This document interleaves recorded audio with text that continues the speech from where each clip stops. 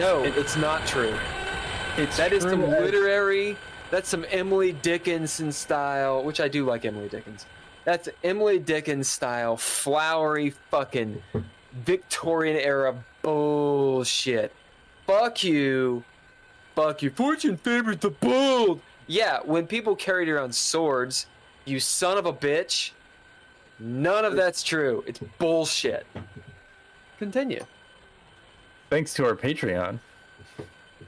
Tim Roberts, Daniel Hooker, Nostalgic, and Natalia Cline. Thank you guys, and Natalia Cline. Couchfire Media for the stuff. Keeping as well as real. Replay. Let's not talk about Twi Replay ever again. I'm quitting that fucking... Fuck them. Welcome to Night's Pod. Gold my ass. The title is canceled. And Fortune favors my ass. That's what it is. It's true. We're here, as we are, exactly at 7 o'clock p.m. Eastern Time Zone. And I guess it's 4 Western Time Zone. Yeah. And it's like some other time in England. You know what? Like, I'm just gonna just spit forth horrible poison upon the world. It's me. Yeah. I am so fucking tired of YouTubers. You know what I'm saying? Like, they're all fucking happy. Like, they got these curated, videos. Because, they edited it.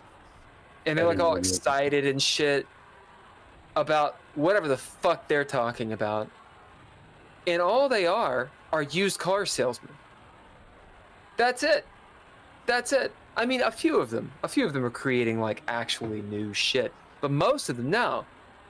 And have you noticed, do you watch the Jon Stewart, whatever the fuck he is now?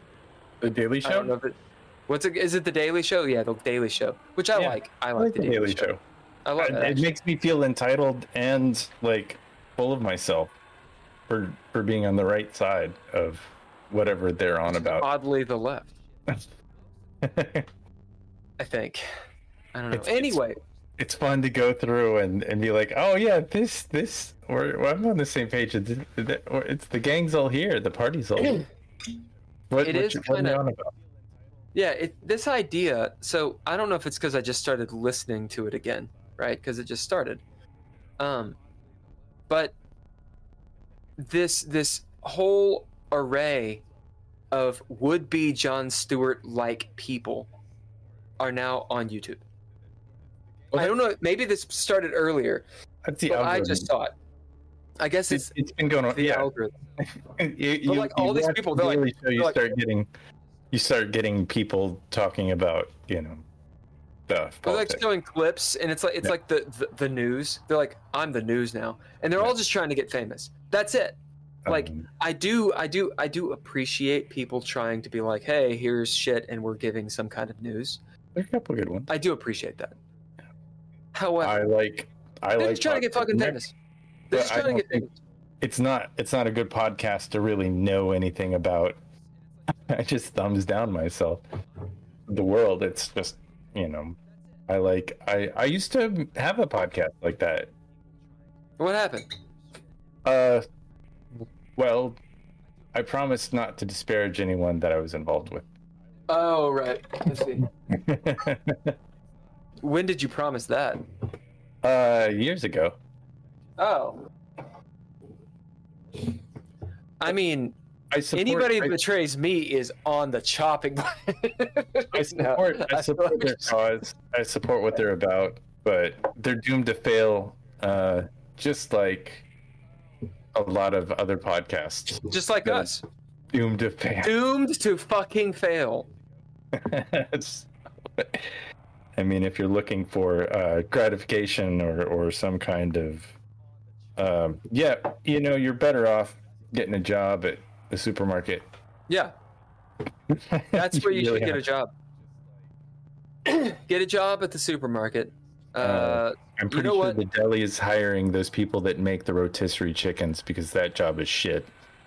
Having done that myself in the past. Did you do that? Is it? Yeah, it was like 5 o'clock in the morning. You'd get up, and then like the first thing you did was without gloves. I mean, I think we had like plastic gloves, but you shove your hands in the freezer and like be handling hundreds of these like frozen fucking chickens, and they all smell terrible even though they're frozen. It's like, how is this possible? It is.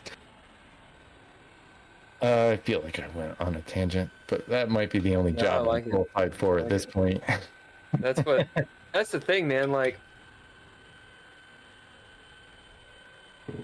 I go on this rant, this tirade, quite a bit. It's this, I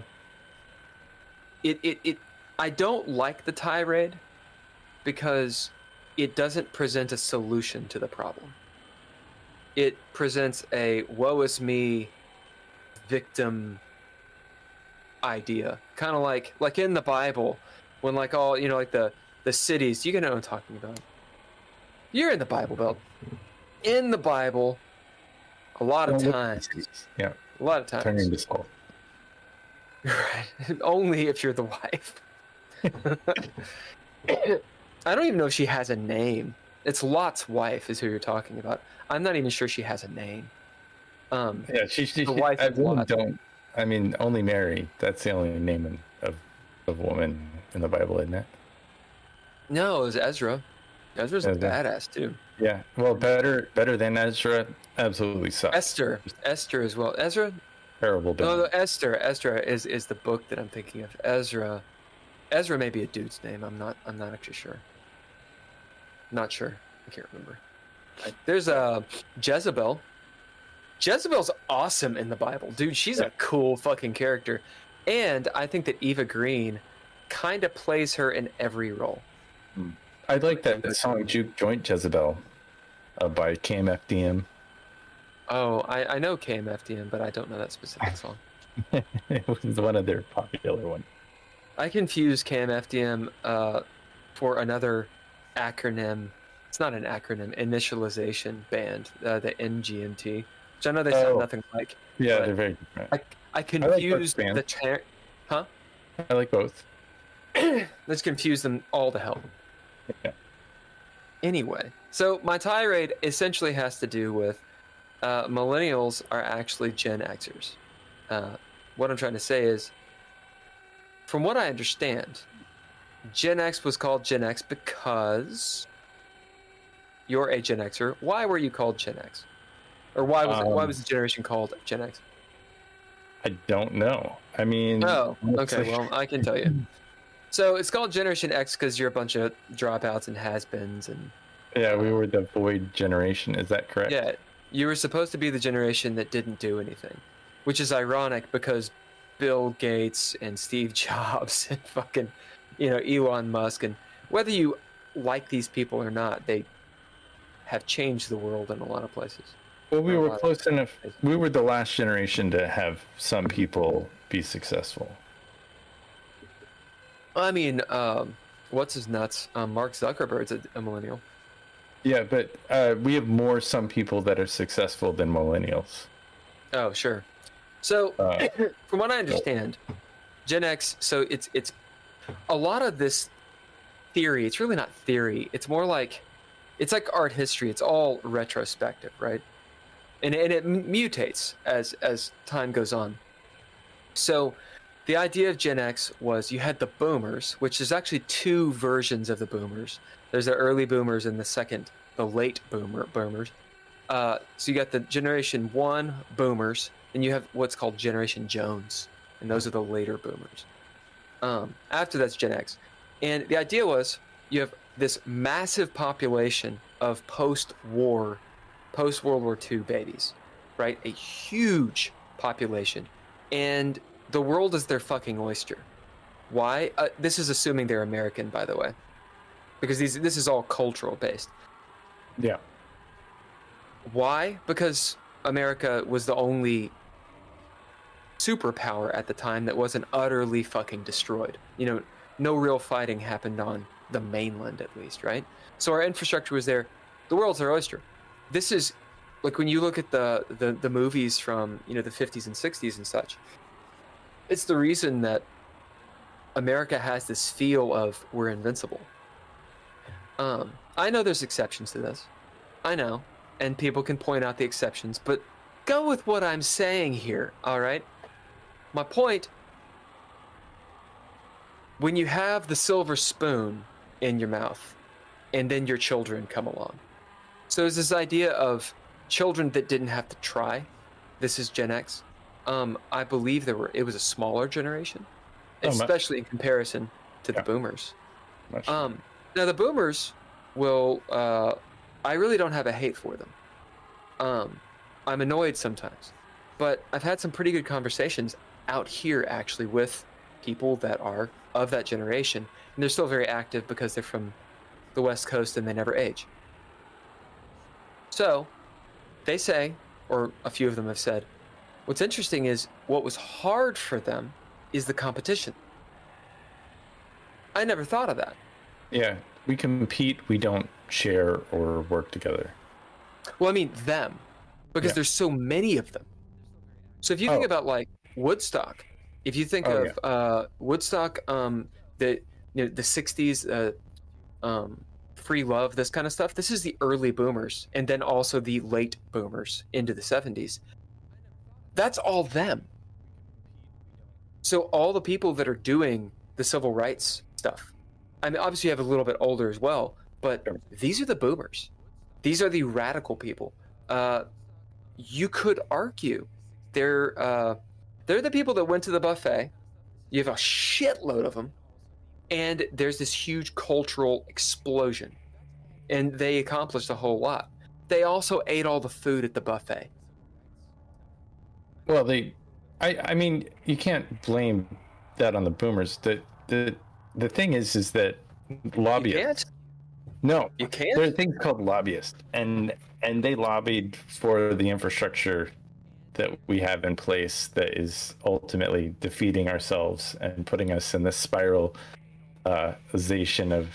downward spiral of society, where the old guard the old economy never took anything into account of things like limited resource and the things. You mean they never made decisions. Yeah, as in they were aware of it. Sure. We're talking boomers, right? So Dick Cheney, I don't think was a boomer. Like his Rumsfeld, or the fuck his name is. I don't believe they're boomers. I want to say they're older than that, because they were in. Were they in their 30s or 40s? Actually, maybe they were. Maybe they were early boomers, but I don't think so. I think they were born in the 30s. Yeah, I don't know. Anyway, my point is, I'm not arguing against the boomers in so much as, especially in the 60s and 70s, they didn't have any power. They just had power because there were a shitload of them. Yeah.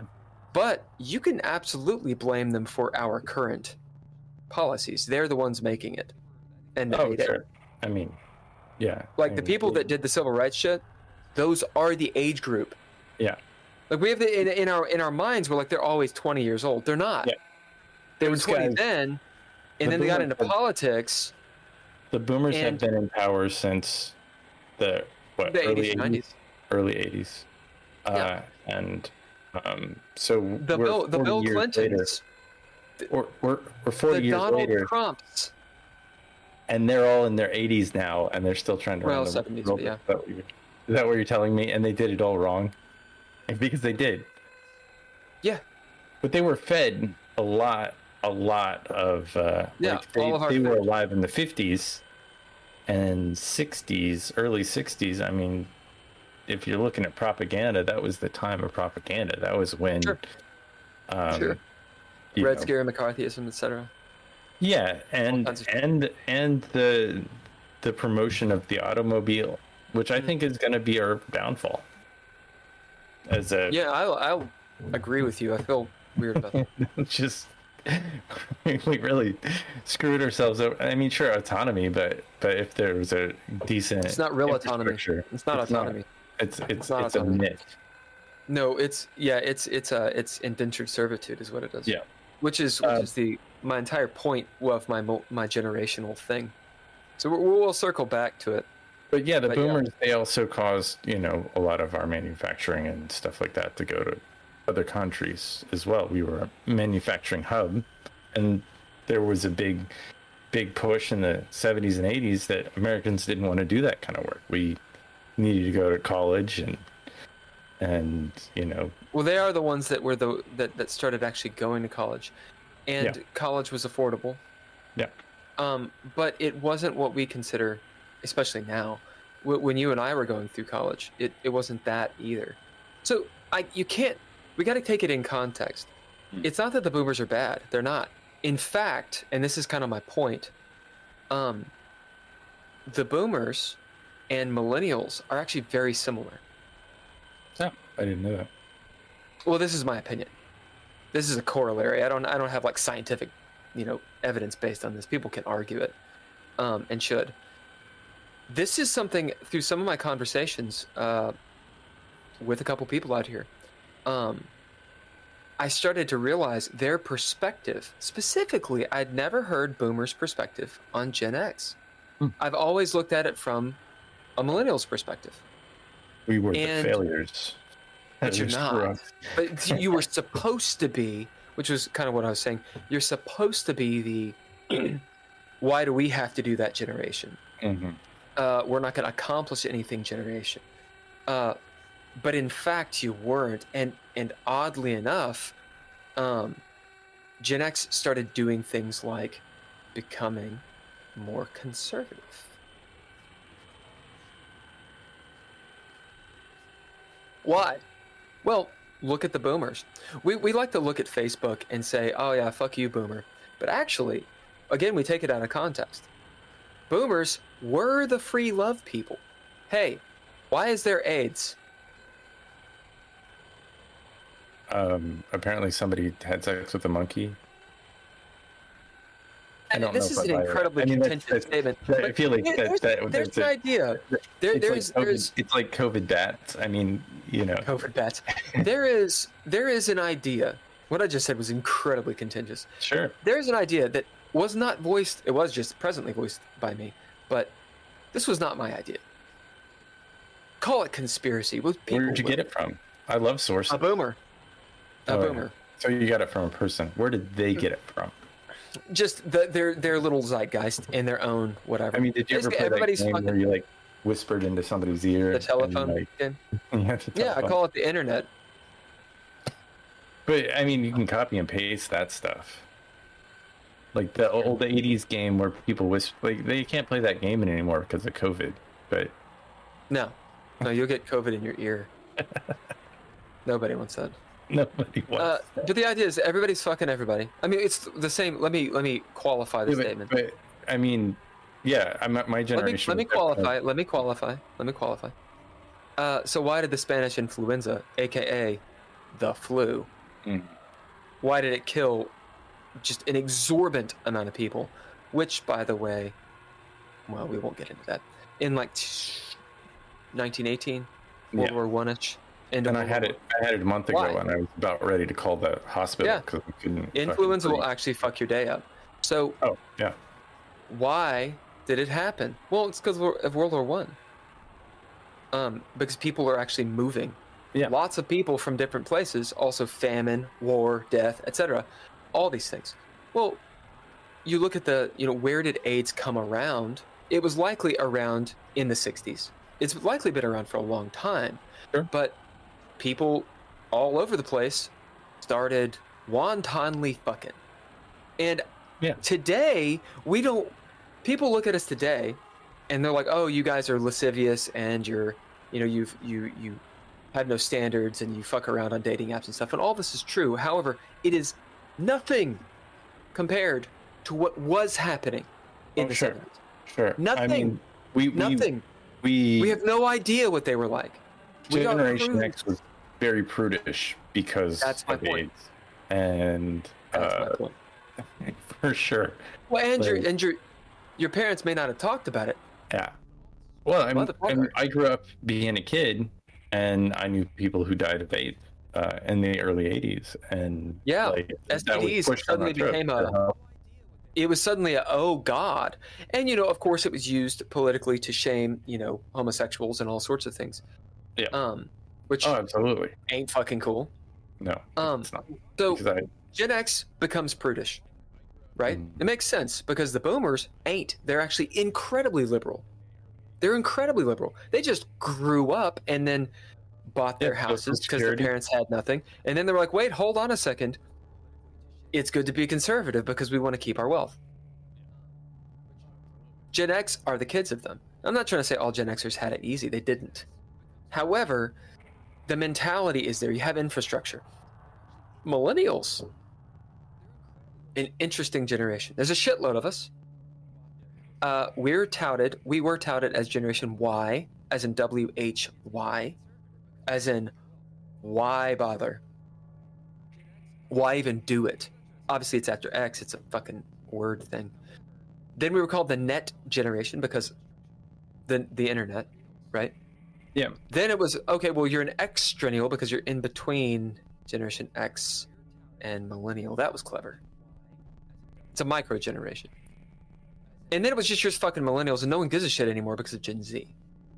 But there used to be all this kind of propaganda and hubbub about how millennials would say things like, I'm really driven.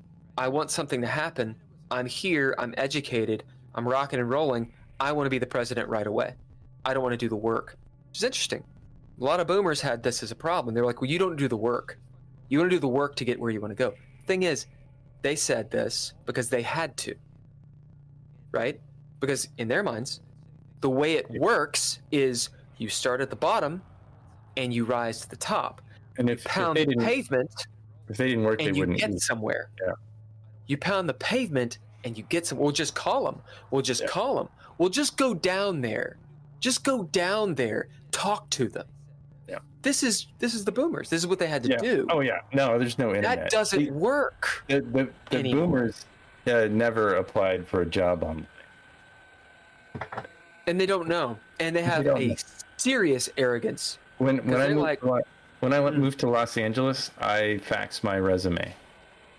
Like, I used a fax machine to send my resume to different places. We still have fax machines. You want to know why? Because the government still has fax machines. I'm gonna blame someone. The boomers. Yeah. I don't know. It's probably because of the government. That's the only way you can get a form to the DMV.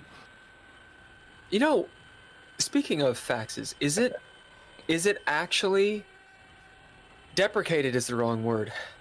Is it a technology that is worth keeping around? I mean, if you have a printer, what do you need a fax for? And the internet. Well, but here's the thing. Okay, so the phone system is called the POTS system, and it stands for plain old telephone service, which is hilarious. And it's also it is a national security thing, the phone system. It is a massive infrastructure, kind of like how railroads used to be. Guess what? We got rid of those. So pulling up the POTS lines, for example, pulling up payphones, actually makes you a servant. Because you ain't got options. If you don't have one of these, you're fucked. Yeah. Think about this. I was looking out at the masses the other day. On average, like $100, $50 a month. You have to have an income of $50 a month. I was thinking about this. I was like, imagine the compliance, as the fuck from Pfizer said.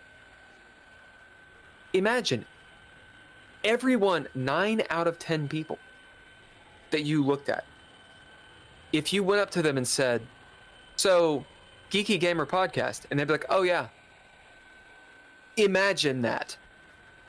That is the wet fucking dream mare of every SEO piece of shit out there.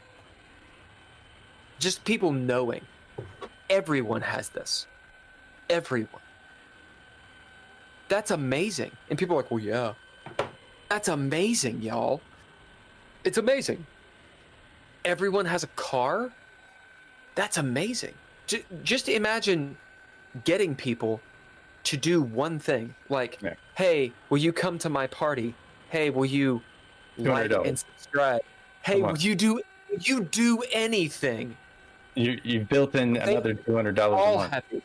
Everybody has to pay $200 a month for their car. I mean, I'm guessing, is that close to what a car costs a month? $200? A car? I think a car costs, depending on where you live, around $6,000 a year. Yeah, depending on the car and average and such. Like if you own a car, if you own the car. Yeah, if you own it. Brand? Is it that much? I think so. I don't think my car doesn't cost that much. I mean, how much you pay? But you got to calculate gas. Yeah, I don't pay much for gas because I hate driving. So I mean, I probably pay $150, maybe $200 a month at the most. Okay. And let's call that $2,000. That's because I drive from. Right. On average, you got to drive to a different city. The average person, right? Let's say I couldn't drive to a different city if I didn't have a car. Not in Kentucky. But go ahead, imagining. So that's $2,000 of gas, roughly, a year. Okay, and what do you pay roughly in insurance? I don't know. It's a good question because it's all rolled in with the house, the home. It'll be $1,000. That's what it is, roughly. So $3,000. Yeah, and then you have your taxes on your car. Which is not much because my car's worth. I have a Toyota Corolla from 20 years ago. Or no, Camry. I don't even know what brand of car I have. No, it's Corolla. It's a Camry. I don't care. This is model. It's a Toyota. Yeah. Right. So you're around $3,000 or $4,000. Yeah. Okay. So what about your tires? You don't have to change them every year. Yeah, tires. I spent $1,000 on tires, and I spent another $1,000 on a thing that I didn't know what the hell it was because I went to the.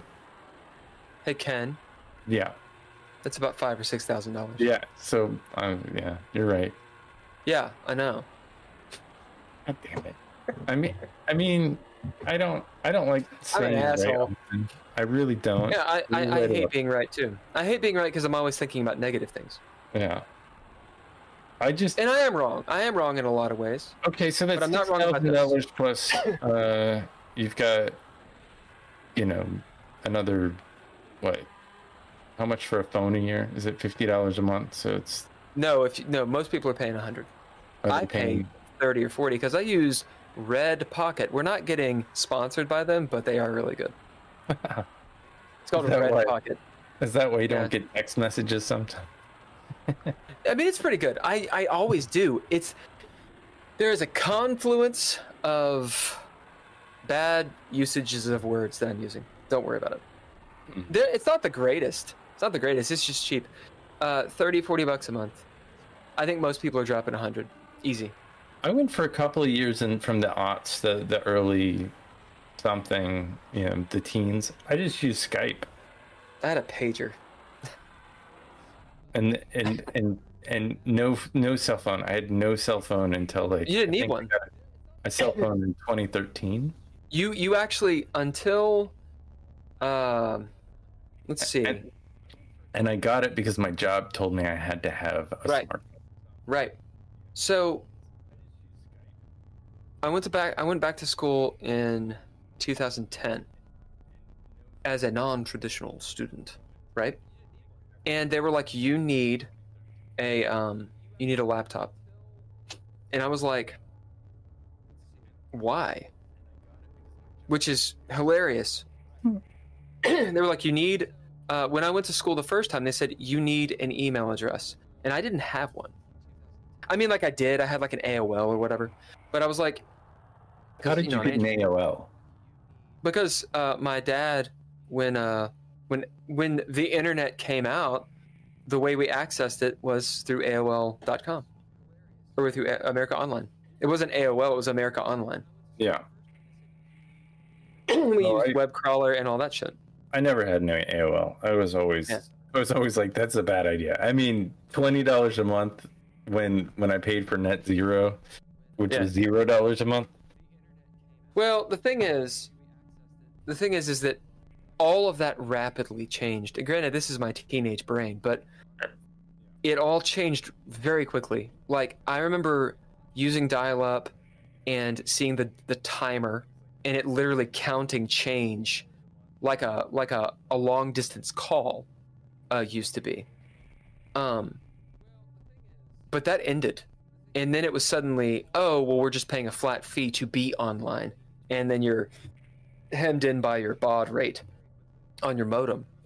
And that's when the chat stuff, all that crap, because that's all you did on AOL. You got mail, and then you got on chats, and you really didn't use web crawler, because it's like most websites, it's just a bunch of goofs who put on a bunch of crap. Like, there was no videos, there's none of that bullshit, and it took forever to download that shit. So it didn't become popular, at least in my world, until what the fuck was that called? Napster. And then it was suddenly viable to you use the internet to get something. Other than that, it was I didn't really use BBSs or IRCs because it was a little before me. But we used it for like Command and Conquer and like, you know, little games that you played online, fucking StarCraft. But really, I didn't start using the internet until Napster, and then you had torrents, and then boom, MySpace. And with MySpace and Facebook, that was suddenly, oh, we're online. Prior to that, literally not at all. I remember Facebook, someone threw down a Facebook event, and 200 people showed up to our party. And we were like, what the fuck just happened? Because people used it, and we're like, holy shit, this is amazing. This is amazing. What the fuck? It's over. But no one had this. I had a rich friend who had one of these. Yeah, we were like, why the fuck do you have that fucking... Why'd you have that phone? What the fuck's wrong with you? Norm was my rich friend that had one of those. You know what I'm saying? Like, it was cool. And you were like, oh yeah, I mean, you have that phone, but what if you drop it? It costs a lot. Who wants to be online all the time? What the fuck? You did not need a phone, is my entire point. Until I didn't have a phone, not really, until I got back from communist China. Thanks. In like, I don't think I had one until 2017. Well, I had a flip phone. Yeah, I did not have this until 2017. I got a flip phone in 2001, like the cheapest phone I could have. And then by 2008, I didn't want to pay $80 a month. Yeah, right. I didn't want to do it. And so I went to Skype, and it was free. For a while. For a while, until it wasn't free. And then I stopped having Skype. But it was about that time when, you know, now I have Google Voice now. I never use it. Except, yeah, you have to use it every so often because they'll destroy the number. I use it just to text myself to keep it from going away. I use it mostly for my resumes. That's so yeah. That's a really good idea. The thing is, there's a couple things. One, I think you can find out that it's Google Voice, and it's one of those things where like people get all weirded out. They're like, "Oh, that weird number. Oh, it's like Google Voice. What are you trying to hide?" Or something. You think so? That's kind of the feeling that I've gotten from people. And I will say that number to people who want to have my number. Like, not the like people I meet on the street, but like just random. Wait, do I have your number? Google. Yeah. I'm looking I don't know. Google Voice right now. I use it for work. For the freelance, the bartending thing that I do, or that I'm starting, and that kind of stuff. Because the thing is, my phone number and the email addresses and all that crap, there's a point where like it's already out there, it's already sold, it's already, you know, blah. And in my mind, the best security practice is just move your sensitive information off of it. Mm-hmm. So like all those email addresses and phone numbers and shit that are out in the world that are mine, they're not attached to anything that actually matter anymore. I mean, there's ancient information which people could mine if they really want to get my $100. You know. Sure. You just said something though that I kind of really appreciate. It's a very Generation X thing to say. You said something about starting your own business. Oh yeah. Do millennials do that? Is that a thing millennials do? So millennials are their own business. They're so basically I'm as a Generation X, because I'm a very young Generation X. I think I was 3 years, maybe 4. You're a late Gen Xer. Yeah, I'm a late. You know, I've been freelance basically my whole life and had very little employment opportunity. Yeah, and I, you know, don't even try anymore. Like, there's no reason. Yeah, it's worthless. It's you know, apply with the resume. It is indentured servitude, is what it is.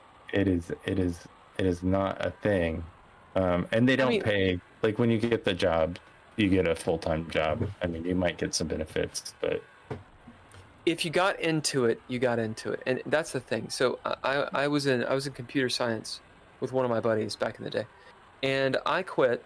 It's not because I can't program. I can, but I quit. It was at a time that computers were such and programming was such that it just wasn't interesting. This is prior to social media, prior to the web development boom, boot camps and all that stuff. And in fact, I got back into programming when all that came about to do software development, and it's much more interesting.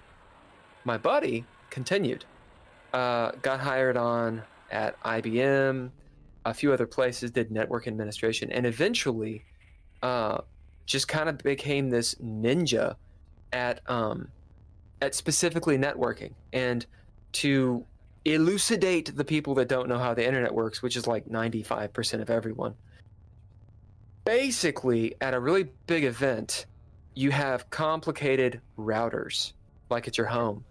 Yep. And those routers actually have to be programmed. There's another thing called a switch. So a switch and a router work in conjunction. At home, that device you call a router is actually more than just a router. It's several things. At a big event, you have them spread out, and it's not all in one idea.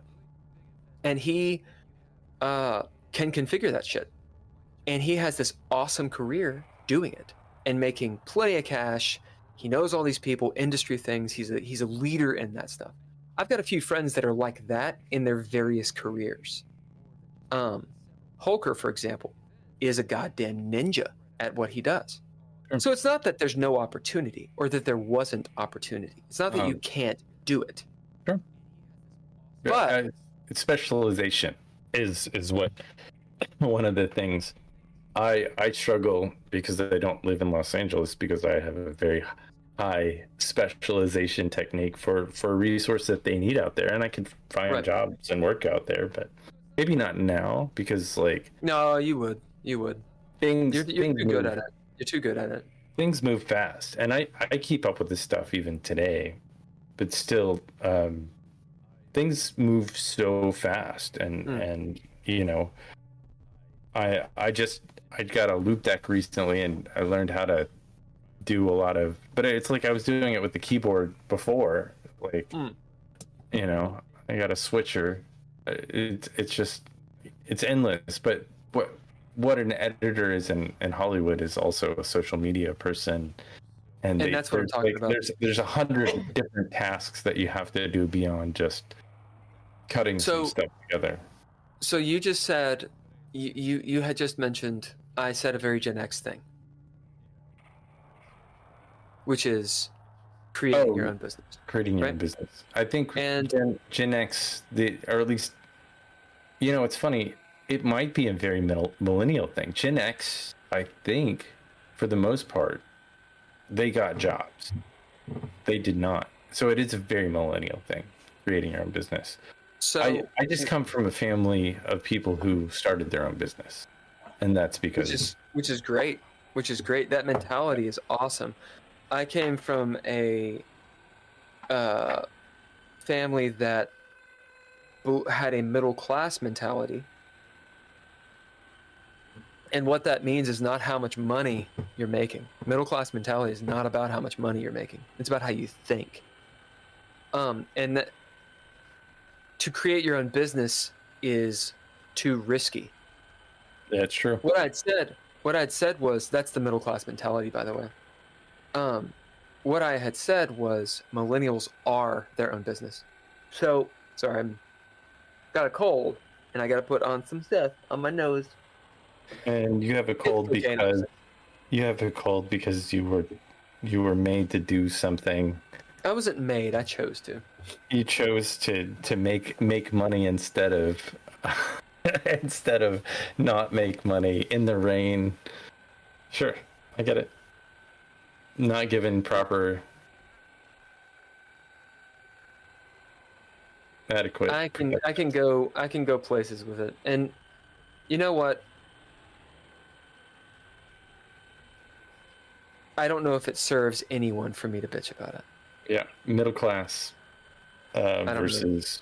I don't know. Hey, but middle class ended with Gen X. I mean, millennials don't have a middle class anymore. You're either. We are the product. That's what I'm getting at. Yeah. We are the product. We are the consumable.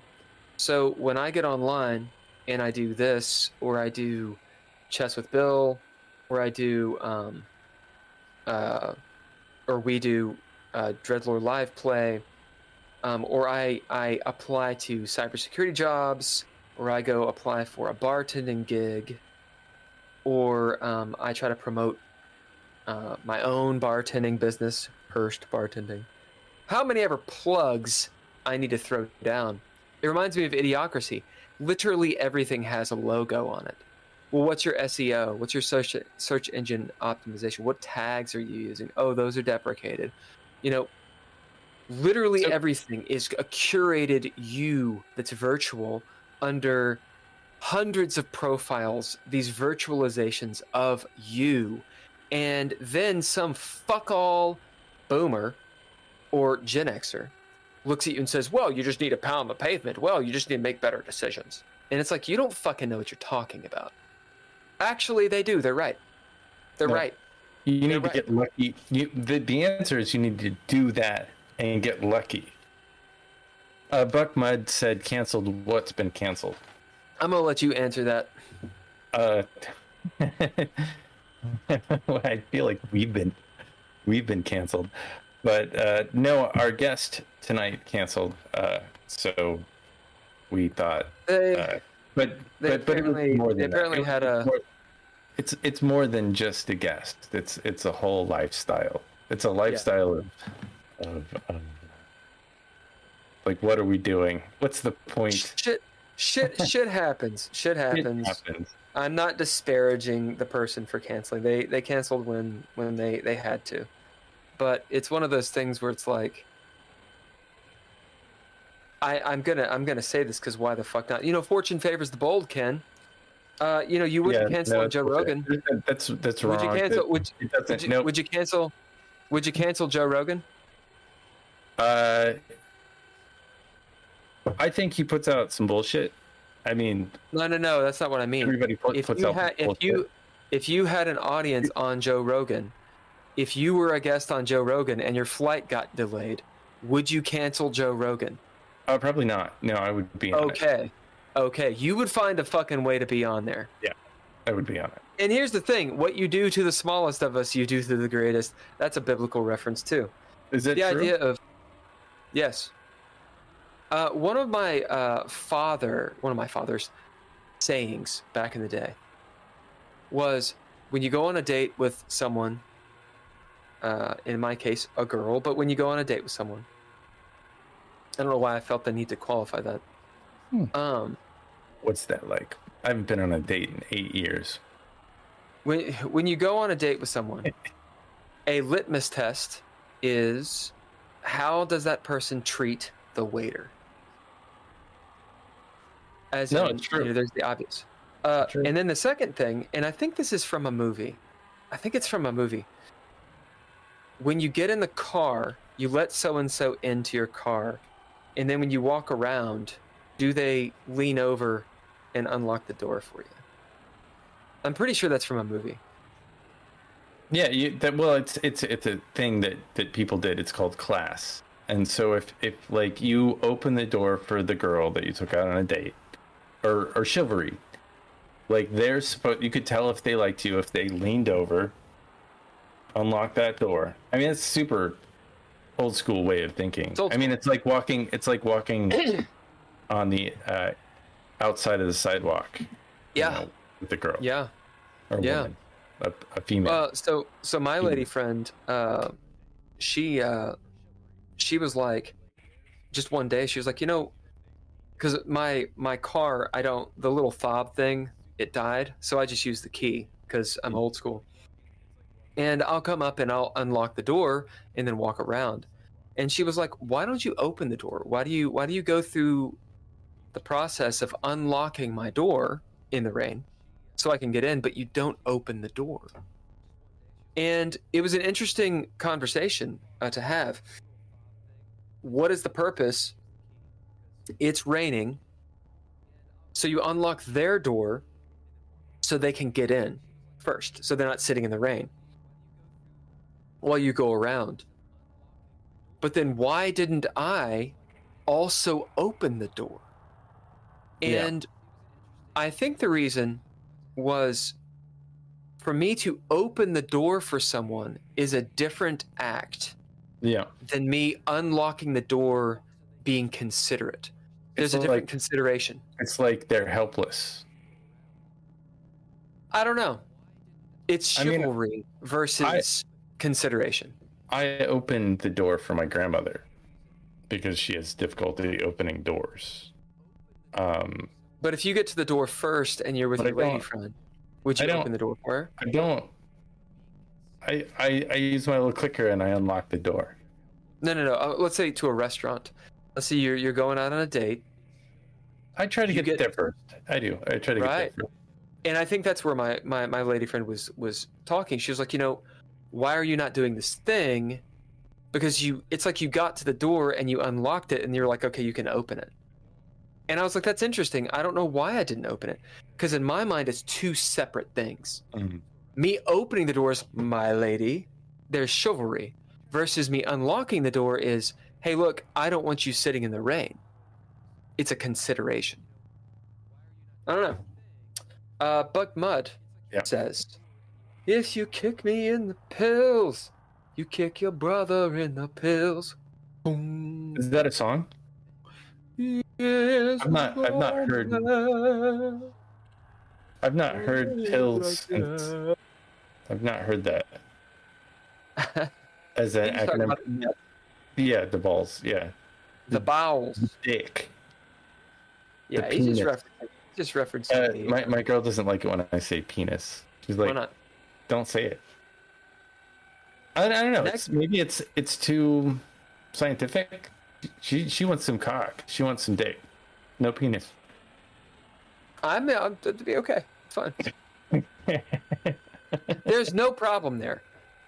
Here's the thing. People can have their hang-ups, and that's okay. I'm working on it. It is okay. I really love the word cunt. I've loved the word cunt for a long time. Listen, if you're going to say it, you have to pronounce the T. I did.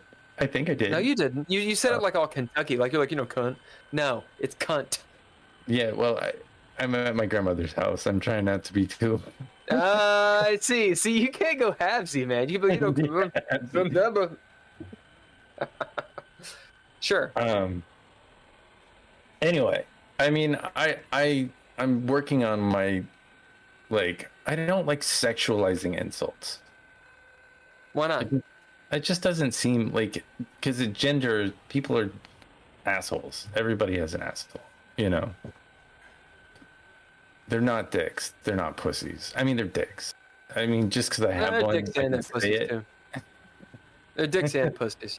But I mean, they mean something. That has a different meaning. If you're a dick, that means you're kind of like a shithead, and If you're a pussy, it means you're like afraid. You're weak.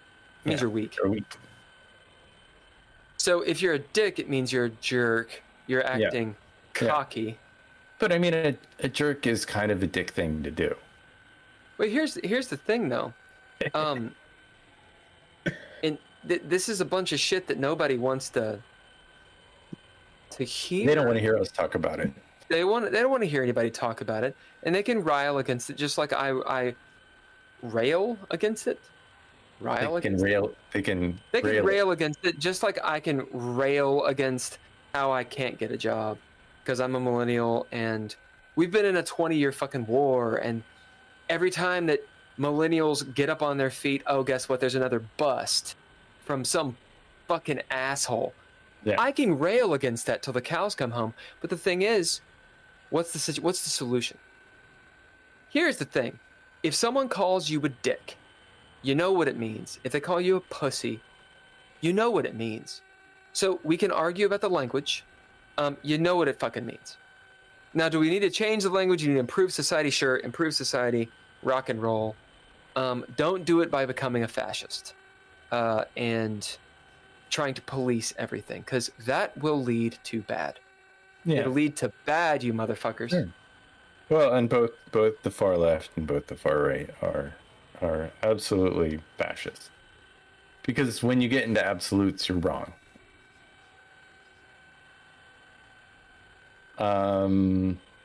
But yeah, so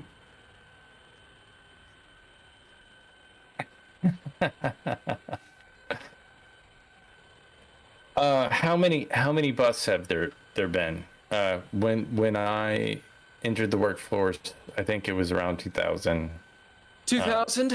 I remember. As soon as I walked in, it was a bust, and then in 2001 there was a bust. So you're talking about the. 2008 there was a bust. Hold on, wait. People don't know. Yeah. You say it like you know because you were fucking there, because you were there. People don't know this shit. Okay, they really don't fucking know, especially younger people and older people. So people older than you and me. Yeah, because they don't care. They don't care. Because the boomers were not affected because they were already in whatever, they were. That's the thing. They're already fucking set up. They already sowed their wild oats, hitchhiked across the fucking country, blew their wads, did all the bullshit they wanted. Then they were able to go get set up. Guess who's not? In their 60s at the time. 50s, 60s. Yeah, motherfuckers. Yeah, they're goddamn cannibals is what they are. Anyway. And Gen Xers aren't much better. I'm just gonna say.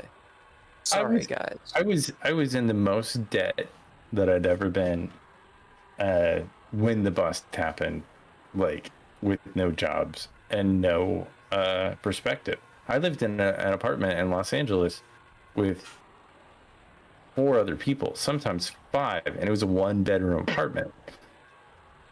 That's and it was funny. I had this thing worked out where like people would go there and sleep at night, and then they would go off and do whatever. It was my apartment, and I had like 4 or 5 edit bays in there that we kind of slept around, and a whole different group of people would come in and edit some nonsense.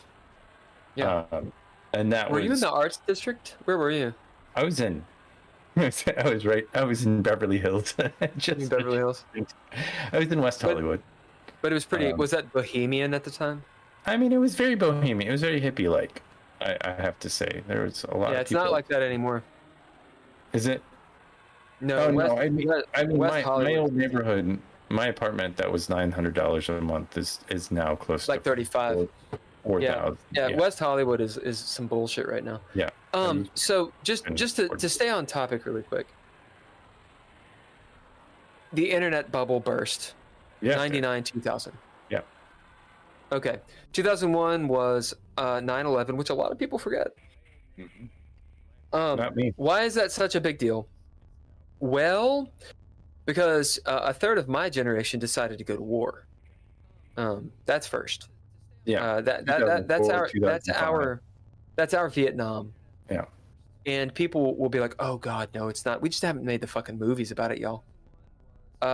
Vietnam lasted 10 years officially. Call it 15. 20. Uh, 20 is the bullshit. The bullshit we're talking about. Yeah. 20 plus years. Yeah, 20. And it's still going on. Technically, still going on. So all of you can go to hell. Okay.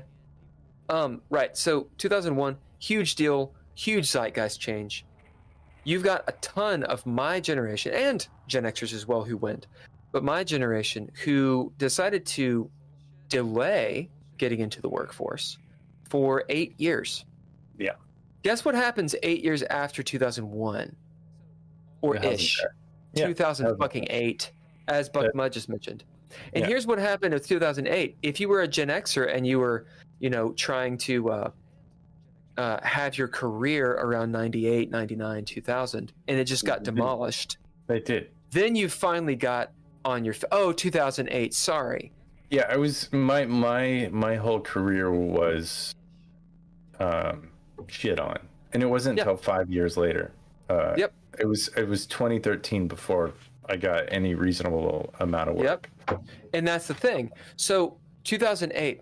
Hopefully you're not one of the people who got just utterly fucked. Although everyone's finances got I was close. Utterly fucked. But basically, they were trying to sell me a house in 2008 in LA, and that was the highest at that time that the housing costs were ever. Right. And I was like, if I bought a house now, I don't know if I'm employed next month. I'm gonna lose a bunch of fucking money. Which a lot of people did. And they were like, no, they're just giving out loans, like it's nothing, and you just pay it as you want. It's like as you, and I think it was shitty loans that people. No, they're crooks. They are crooks, and they knew. The people that the real estate agents that were pieces of shit. They knew. They got their commission. These motherfuckers knew. Yeah. Okay, so then we get into something that a lot of people have forgotten. My previous flame had no idea about. Wasn't there another .com bubble, or was that was the one that was in 2000? That was 90. The biggest one was the Buck Mudd knows about this. Yeah. The .com bubble, I believe it was 99 2000. Yeah, I think that was. But I think there was a second one. Or there may have been. Regardless, Occupy Wall Street. Oh yeah, that was some bullshit. Occupy Wall Street was the first time that millennials actually did anything, and in typical millennial fashion. Like, people don't know what it is. Seriously. I know what it is. My previous lady friend. I'm doing it.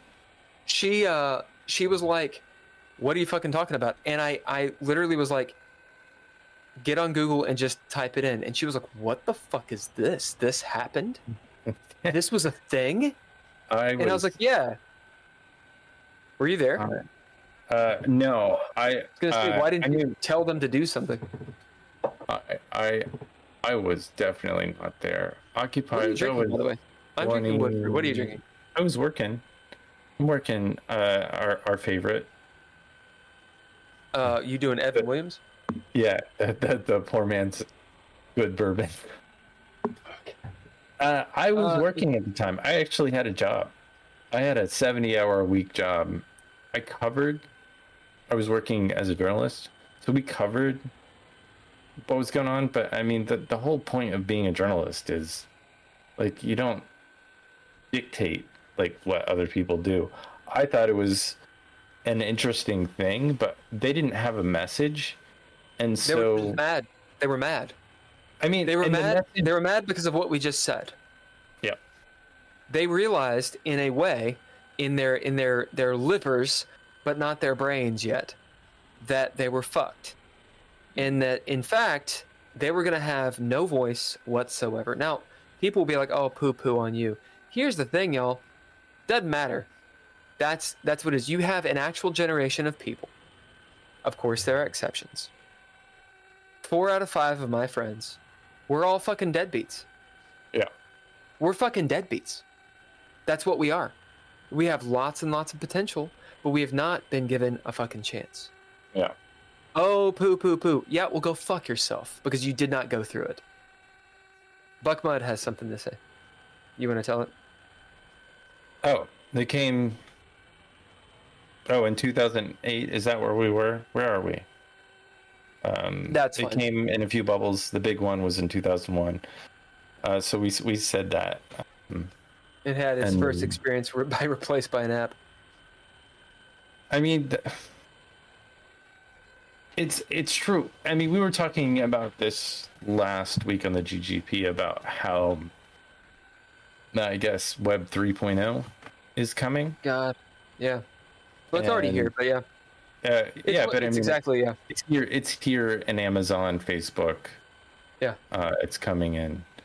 Anyway, people really need to understand. What do they really need? They don't need to do. People don't need to do anything.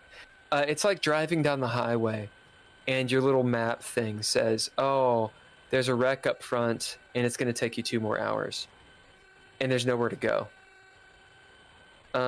Sometimes you just have to go through it. I think Gen Z is in a better position.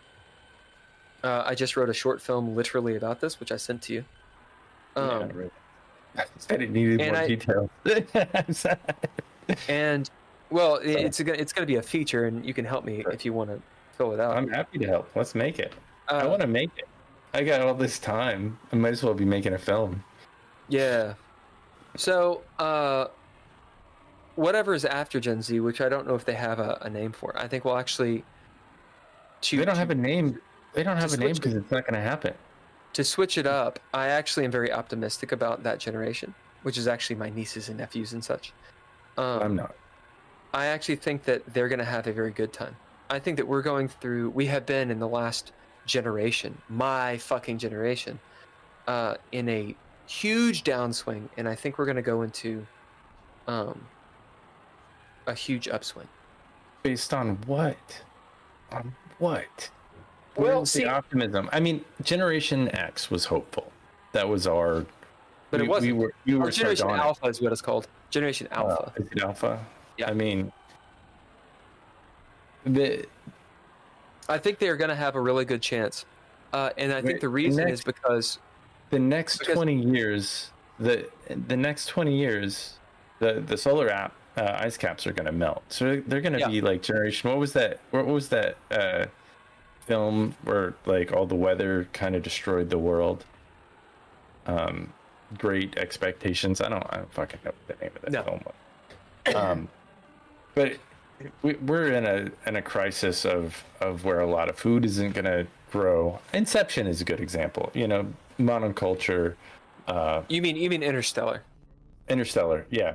Inception's where they keep going inside of the brain, smaller and smaller. And so ridiculous. No, I don't think it's going to be there. I think we're going to go in a good direction.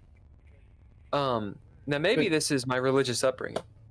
Maybe it's that little bit of me that, likes to believe in magic.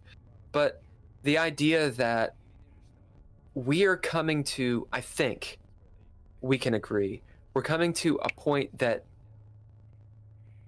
at some point it's a breaking point. People actually have to make decisions because the proof is in the pudding. Because the solar ice caps. Because there's no more floss.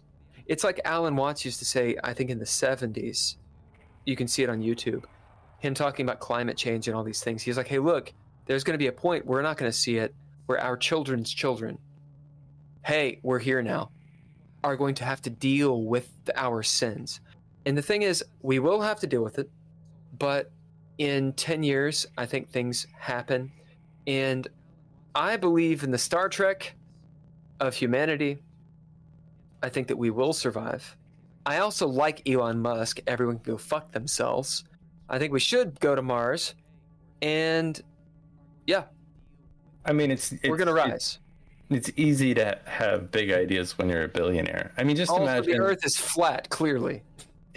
If you had let's change it. If you had $20 million, I mean, somebody just said, here's $20 million. You're gonna do a bunch of shit. I don't know what I would do with it. Yeah, you would do some stuff. I mean, I doubt you would just decide. You know what I would do? You know what I'd do? Podcasting would be great, and You know what I would just do? sit in your apartment all the time and podcast all day long. I mean, that I doubt that would occur. You know what I would do? What would you do? I don't know. Yeah. And it's because I have the mentality of someone who does not have $20 million. Yeah. Someone who has $20 million would use it however they use it. What They would would I do? invest I'd be like, okay, well, what debts do I have? What debts do my family have? But, Ba, ba, but ba, ba, ba. ultimately, like if you were a person that had $20 million, you would invest it. You wouldn't put it into the economy. You would Invest put it in what? yourself. Invested in what? In the stock market and No, I wouldn't invest in the stock market. Yeah, but that's assuming the stock market is going to last. That's what people with $20 million, they invest it into themselves a lot of times. I would buy half of a house in Los Angeles with that $20 million. You can still get a house in Los You want to do buck mud? Yeah, you do it. No, I keep on talking. I want you to talk. Where should I start? Generation Alpha is the next generation, but we already covered that. X was not hopeful. You're right, X isn't hopeful. I was being sarcastic. Buck Mud also said, we are confused. We believe what we were told to do in order to be useful and successful. It was wrong, and we ended up being Kurt Cobain before the sad stuff. Yeah. I always kind of followed my dream. Like the reason, and I'm sure of this. The reason I don't have $1 million in my bank account right now is because I do, obviously. Or 20 million is because I followed my own passion. I thought I could make something of myself. Yeah. What were you thinking? You were thinking what Buck Mud just said. You believed. I believed it. Yeah. You believed the boomers' bullshit. The boomers fucking lied to you. They lied to you. You know why they lied to you? Because in their context, it was true. You can be whatever you want to be. You can do whatever you want to be. If I was 5 years older, my experience would be different. Yeah. Go out, hard work, go do it. America's going to win, blah, blah, blah. This is what they believed because that was the world. Even though they had Vietnam, still America was going to win. They had enough, what's the word? Hubris. For America. God, this is terrible for me to say, but I'm going to say it. They had enough hubris for America to be at a war in Vietnam. And for them to turn them, by the way, the boomers, by the way, them to turn on the military. It was them. So all those fucking make America great again pieces of shit. Oh yeah, for sure. Yeah. All you motherfuckers, the boomers, the Trump people, they were the ones who spit on troops. Go fuck yourselves. It's all out of context.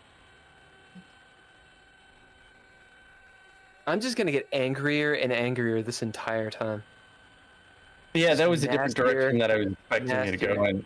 I expected you to go in just a slightly different direction than this one. It fucking pisses me off. Yeah, it pisses me off because people take things out of context. I have got a lot of sympathy for the boomers. Yeah. Like I said at the very beginning, boomers and millennials are very similar. There's a mentality that's actually, the context is different, but the mentality is actually very similar. It's you start out and you can do it. You can make it through hard work. You can achieve it. And lots of bad shit starts happening. We have a Vietnam style thing. We have a Depression style thing. We have a huge civil rights style thing. The entire Me Too, woke, BLM, et cetera, all of this is a huge civil rights thing in the middle of our age. We're very similar to the boomers. But there's a big contextual difference. Look at 4 or 5 out of millennials and see what they're fucking doing. See who's serving you at your fucking Panera Bread. Well, we are a service economy. There's truth to that. There's not. You are a service economy with the millennials as your servants. Yeah. The millennials are your servants. I feel like I'm old enough and just lucky enough to be able to go to a restaurant, and I feel like I don't think it's a bad thing to go to a restaurant and have a nice dinner. Like, I don't know if that's you have to do the next bit. I think that keeps, people who, if that restaurant closes down, if that infrastructure closes down, it just becomes another void. I think we are in danger in our society of becoming a ghost town everywhere. Like, we don't want to leave our houses. We become agoraphobic. You know what it'll be? It'll be a ghost town. It'll be a ghost town. Let's paint a picture. What does that ghost town look like? It looks like a ghost town with a Dollar General. It looks like a mall. It looks like a fucking mall. It looks like an outdoor strip mall. There's all kinds of... There's with the parking lot.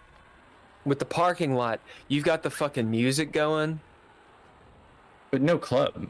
No, they're just like some dollar store bullshit. And no vegetables. And somehow there's no... you've got all the... I'm thinking of Hamburg Pavilion right now. Yeah. You think... They've got all the fucking townhouses. They're all for rent. But somehow the rent doesn't go down. Yeah. Somehow the news says there's plenty of jobs. Yeah. Somehow the people who have money are like, oh my God, it's just so fucking easy. Buck Mudd says this, and this actually applies, I think. We're talking about the boomers, didn't lie. They told us what worked for them because they assumed it would work forever. Yeah, because we the economy and their way of looking at it would just grow and grow and grow. Right. We won. That was the myth. We won. We got out clean, assuming. And it doesn't take it doesn't take into account like so much of what makes the world actually work. You have to hire people to do that, but it's bad for the economy to have 4% unemployment. Like, you make your business actually get more profitable when you fire your workers. So how this is a conversation that Jon Stewart had with, I can't remember what the fucking old guy's name was. Look it up. Jon Stewart interview with old bank guy. Yeah. Federal Reserve guy. And the long and the short of it is, he's like, okay, so to fix, the economy has to swing back and forth. To fix it, how do you do it? And this guy's like, well, essentially you have to lay people off, because that way there's more money, it starts to right things. And Jon Stewart's like, well, wait a minute, why are you making people that work pay for this? And the guy's like, well, what would you rather people do? The corporations to take less money. Yes. And Jon Stewart's like, yeah. And the guy's like, right, well then people like you and me, as in Jon Stewart and this guy who are rich, very rich, would be taking a hit. Are you going to say, honestly, you want Apple to take less money? And Jon Stewart's like, yes. Now, I'm not trying to bastion Jon Stewart as the next president. Maybe he shouldn't be. Why would anyone take less than what they can get?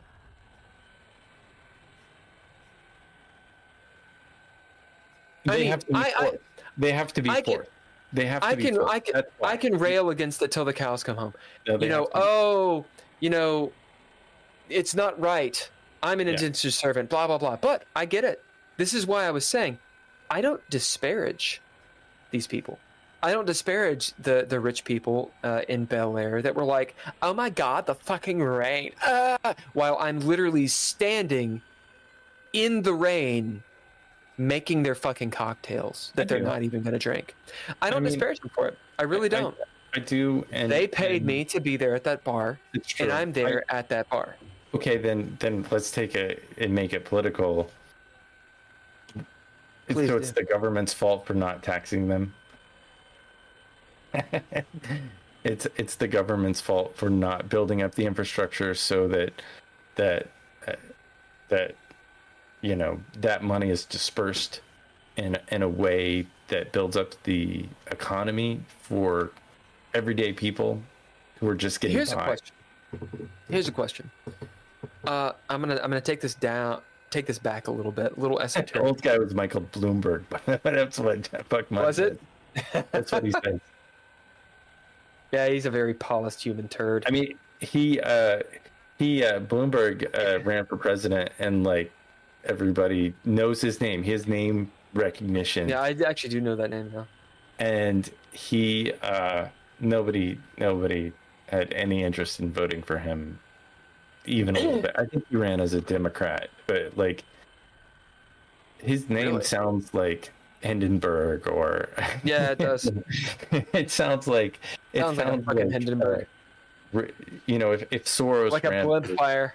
Yeah, if George Soros ran as a Democrat for president, like I don't know if he could or not, but I mean he got the same amount of percentage of the vote because the left doesn't think that way. They don't need an oligarch. They don't need a billionaire to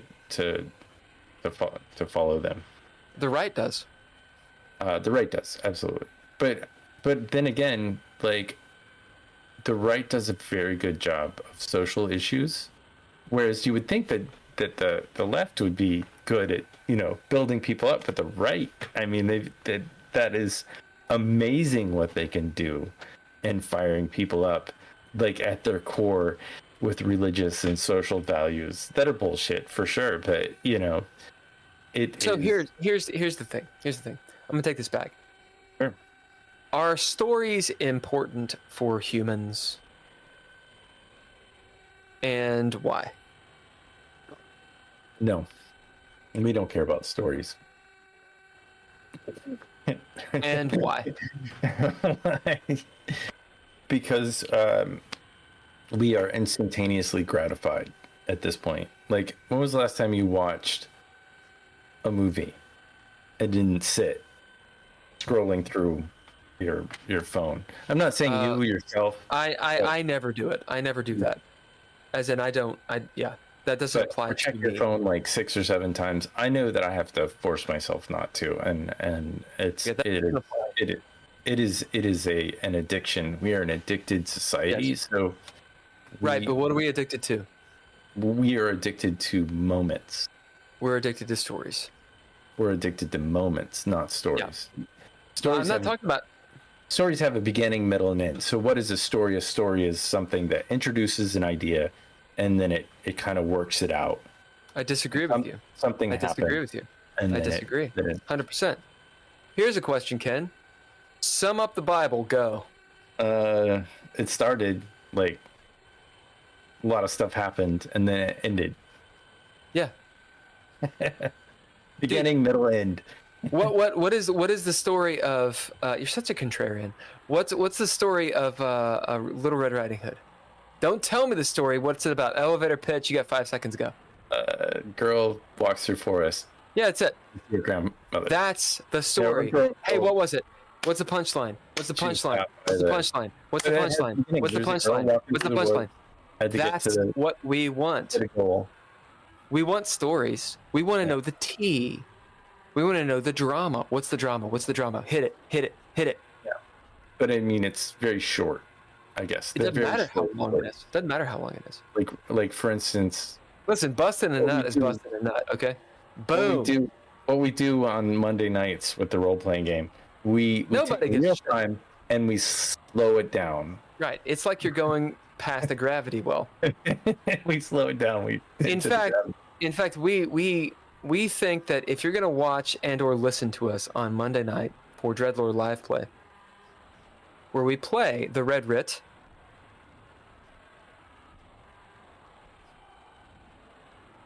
why would anybody do that when they can watch the Red Writ? The Red Writ. Thank you. Or Into Space. Into Space! Or whatever the fuck it is on Monday night at 7 p.m. You fucking cunts. Listen to us on Monday. What the fuck's wrong with you, Jesus Christ? plebeians, listen to us. Anyway, in the event that you were to listen to us, you would hear us elongate reality to such a degree that you might need to play a video game while listening. Just maybe. It's slower than real time. I mean, if you took the amount of hours that we've played that game, which is what, 25 episodes, multiply that by 3, and I love what Buckmud is saying. You would have more hours than if we just walked through real time. Yeah, what will you read what he says? Why do I have to read it? I'm not good at reading. You are great at reading. Listen, people don't want to listen to me. Like, it's hard for me to see it. It's like at a But when I read it, God, I talk too much. No, I think I was talking the whole time just there, and then I can respond to it. But I do about Bloomberg. He is a tool of the highest order.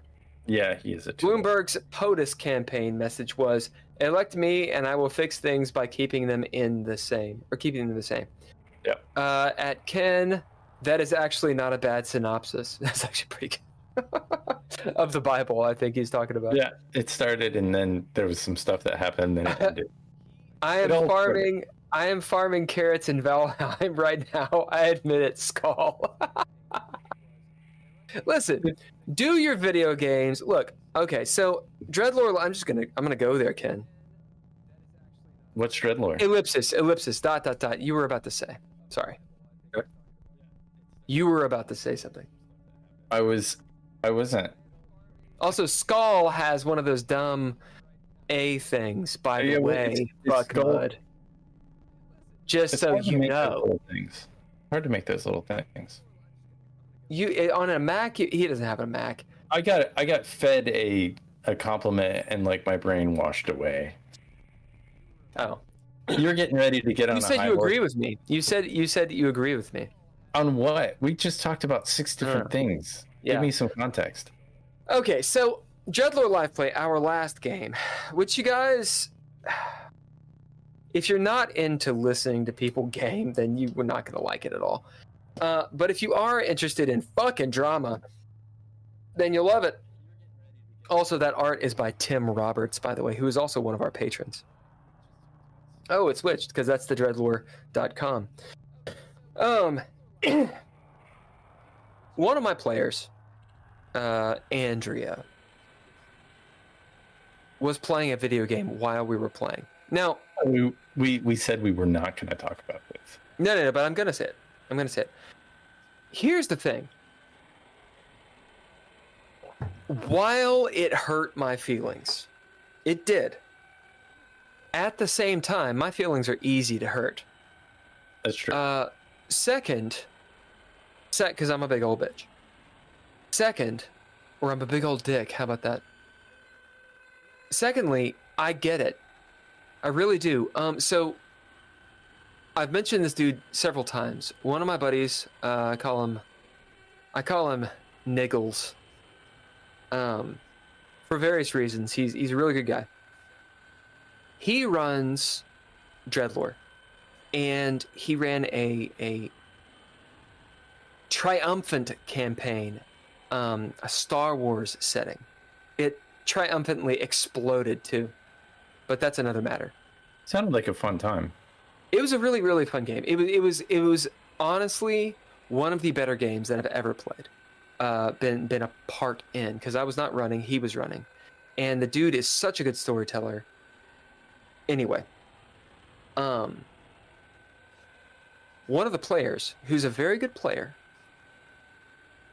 constantly had not just like, because we were in person, he had his phone out and would play games, those explosion games, on his phone. But I talked to Niggles at the time, and he was like, it's fine because that player is always listening. I'll give this to Andrea. Andrea was listening. She was listening. There was a point where I was like, oh my God, you're doing something else. But I get it. If you doodle, if you have to do your fucking taxes, if you got to play a game, some people are like that. Yeah. If I wasn't doing this, I would be doodling. I promise you. You need something to do. Yeah, if I wasn't, you need something to do for sure. And I really, it got me, but I actually messaged her and I was like, hey, look, I get it. I really do get it. It's okay. What happened in that game? Her character got blown up, quite literally, and severely injured. And I think it probably came off like some dungeon master angst. It wasn't voluntarily. It really wasn't because of that stuff. This is the social thing that we play. This is it. So yeah, if you want to get in on all this fucking drama, in game and out of game, Monday. I just want to add something to your thought.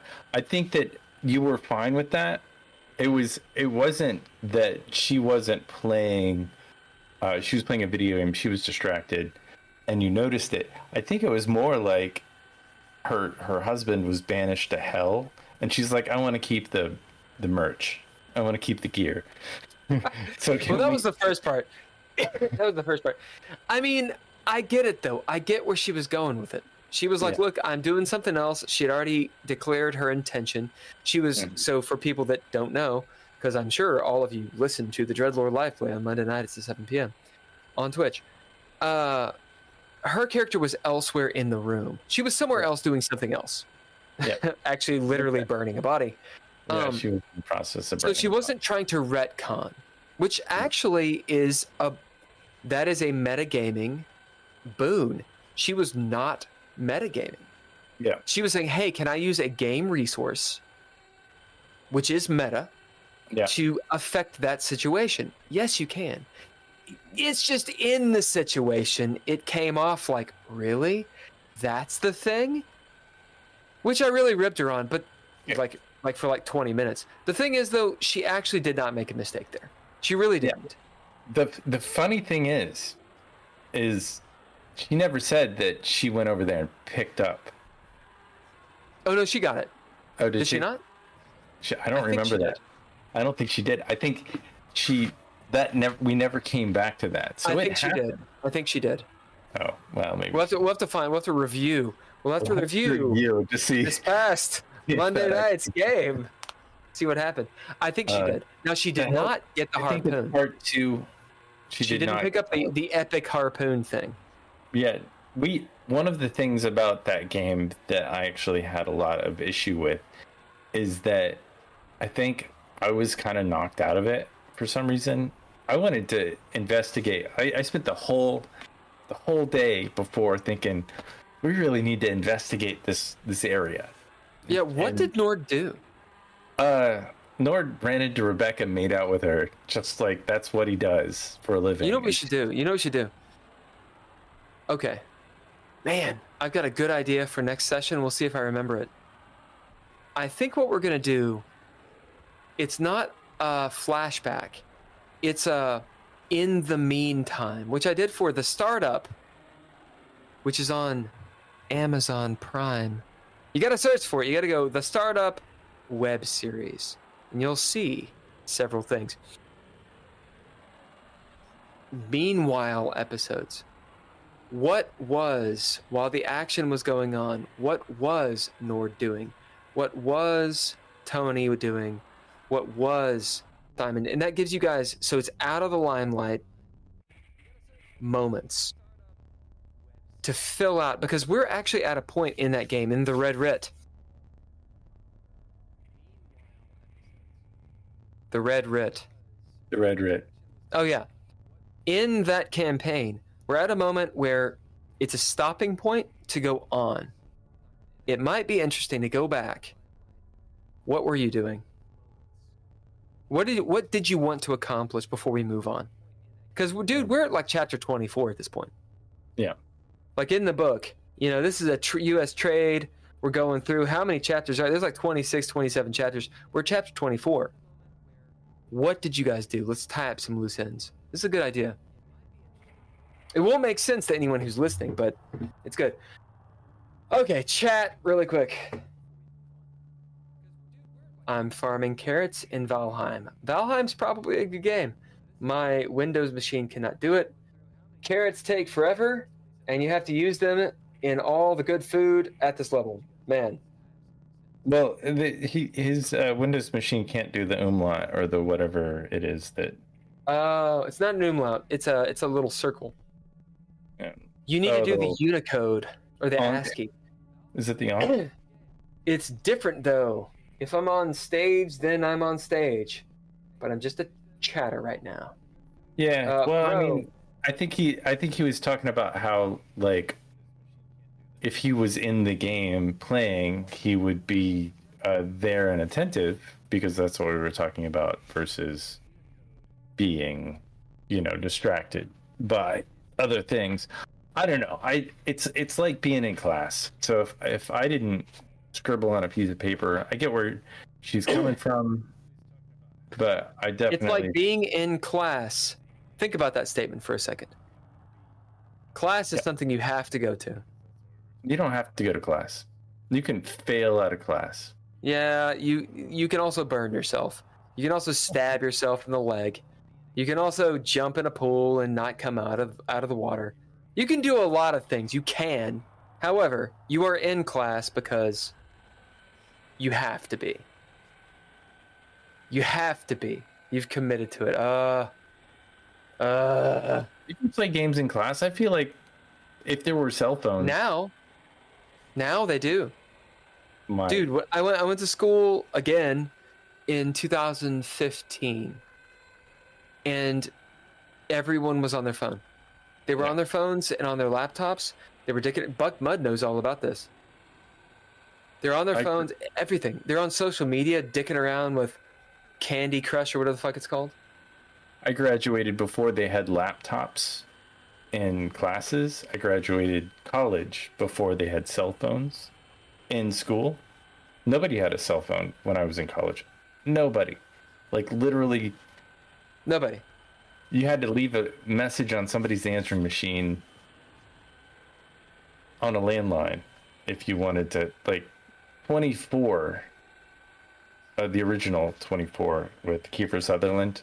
Like, that would have never happened if he had a cell phone. Huh? Is there a new one? No, the one that came out for season 1 at 24. Oh, I see. With the boxes, everybody was picture in picture, and it was like, oh, that's so advanced. Everybody's in picture in picture. So here's a question. We talked about a lot of stuff. We bitched about a lot of stuff.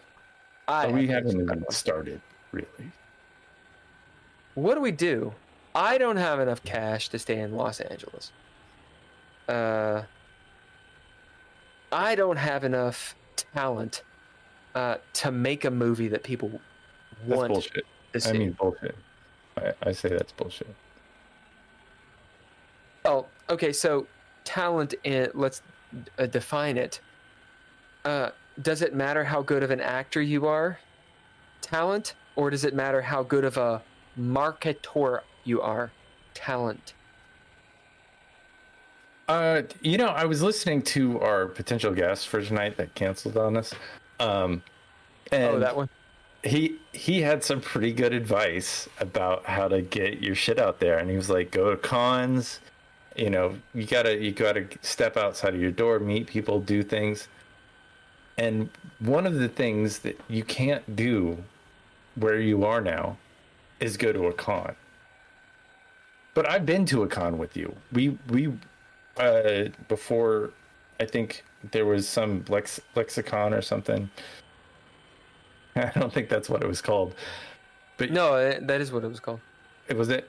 No, it was a comic, Lexington comic. Yeah, whatever. It was lexicon as far as I was. That's where you got me in trouble with Fantastic Negrito. Oh yeah, no, and of course, when I enter a place and something like that, like, I think I just naturally cause trouble. I love it. Which, by the way, let's give a shout out to. Is it or is it just Fantastic? Oh, Fantastic Negrito? Yeah. Oh, the music is great. It is great. Good performer. Such a good performer. And people have heard his music. Like, when I heard his music, I was like, holy shit, that's his music? I had no idea it was him. Yeah. Great shit. I'm not supposed to talk. Why not? No, I'm not. We're friends. I can talk about Fantastic Negrito, but I'm not supposed to talk about the time pre-Fantastic Negrito. I see. You can't talk about that. I mean, and I think if it like he doesn't really care. I mean, I can talk about whatever I want, but when I started talking. Check out Fantastic Negrito online, guys. If you haven't, you should. It's really good fucking music. Very good. 3 Grammys. He has friends that I would love to introduce you to that I'm not allowed to introduce you to because that's fine. They're in the WGA and like. I don't want to know anybody. I want to sail into the goddamn ocean and never come back. That's what I want to do. It's Buck Mutt says his music is dope as fuck. Yeah, no, he's fucking cool, dude. He calls me. Because we're friends. Is he in LA or is he elsewhere? He is in Oakland, California. Oh, he's in Oakland. I see. The only reason I lived in Oakland for a little while is because he let me sleep in the studio. No, he's awesome. One of the coolest, incredibly famous people I've ever met. And we connected because we were pretty anti-establishment. Yeah. I love it. I love it. You were talking about, when we went to war in Afghanistan. We at that time were making a music video. This is the thing I can't talk about, but we were making content that was very anti-war. Nice. Yeah, that was a big no-no at that time. And it was a big no-no, and all of the media, not conservative, not liberal, of the media, nobody was like, hold up one second, guys. This is the thing. This is the thing that people don't know, or they love to forget, or they just forget. Y'all, 2001, 9/11. Where were you, Ken? I think I was still in college. I remember I was set to do a short film. My lead actor said they couldn't. They canceled on me. It was the day of shooting, or like a couple of days before we were going to shoot that Friday. But they said, did they have a different flight or something? Is that what's going on? Or? It was in fact very similar to that. They had a reality show in New York that they were going to be on. A reality show that what happened was, it was like kind of a gotcha reality show. They got her. They got her bad. I think it ruined her career. Oh shit. She got what she deserved. It was like not what she deserved. Nobody deserves to be humiliated, but she was humiliated in this. And I think it was not unlike a Tom Green kind of thing, or a Jackass, where they got her to take her clothes off, and it really at that time, Well, that was that time. That time you couldn't. As in that. What I mean by that, it hurt her career by doing that. So first of all, some people should be humiliated.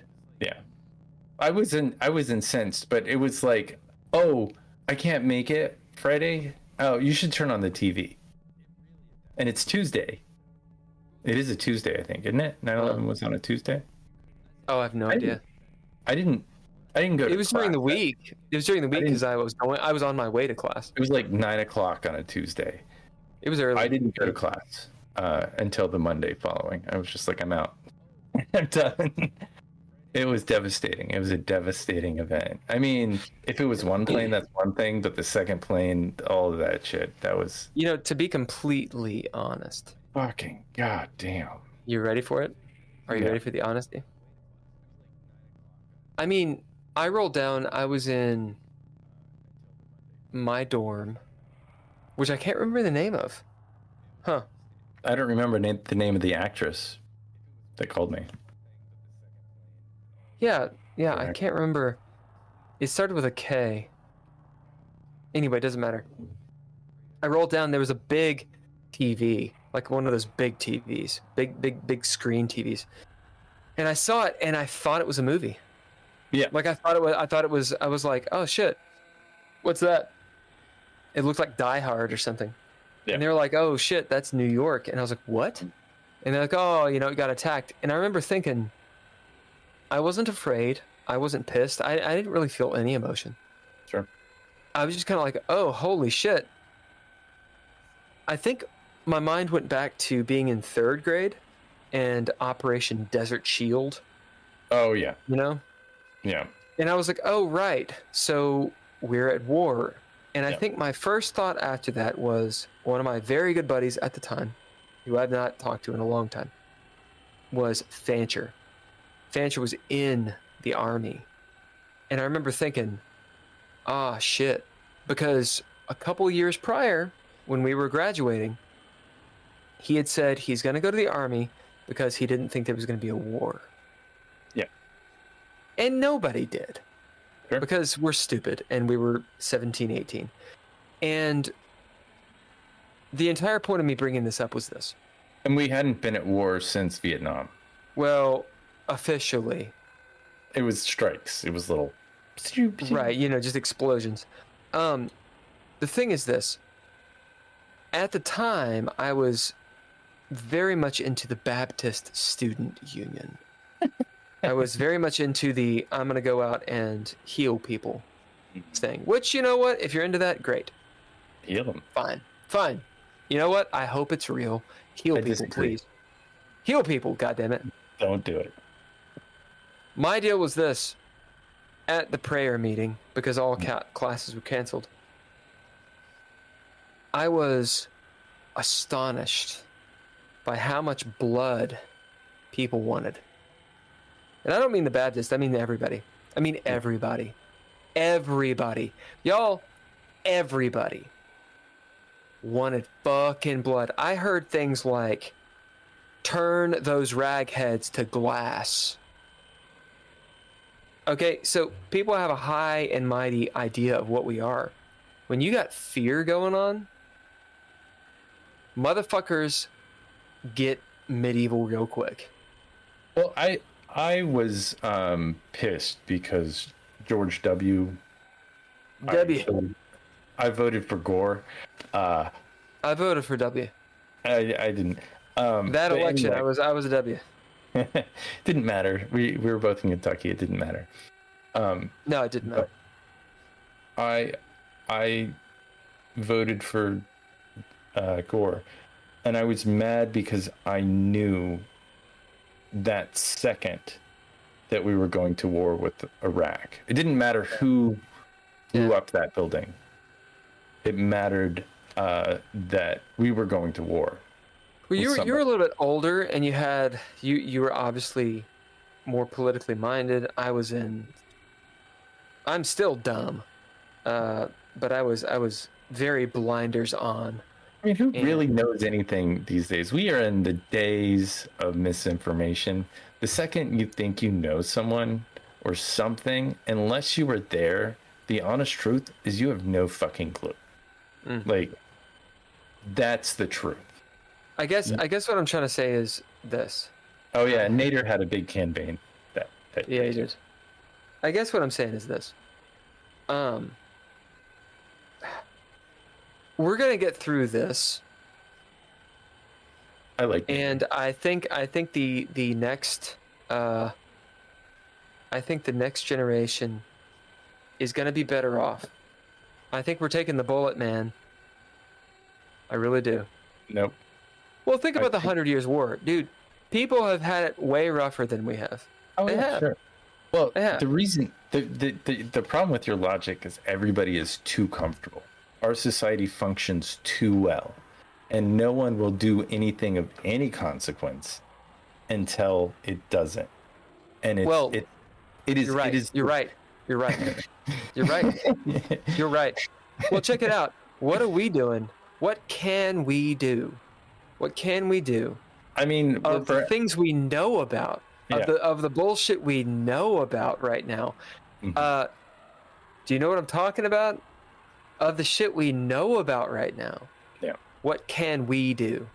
I mean, what can someone do? The answer is the smartest thing I could do is just turn all this shit off and walk away. That is the most. But doesn't that suck? Doesn't that suck? That is the most economically, ecologically good for the environment thing that I could do is just to shut it all down. And it is egotistical. It's not. It is egotistical of me to say that whatever bullshit that I think that we'll come up with. It's not. I'm going to tell you why. Yeah, do that. Real quick. Okay. Do you ever work out? I know you do. You're drinking water. I don't have any water. Oh, yeah, I do. I try to work out. The only reason I didn't work out today is because we have the GGP, and it's funny that it's devolved into that. But yeah, so I do work out. You do work out. When you work out, is there a point where you want to stop? I mean, the older I get, yeah. Yeah, why? Why do you want to stop? Because I'm out of breath or feeling tired or something. Yeah, it hurts. It hurts. But you continue doing it, why? Because I know that it'll hurt more if I don't.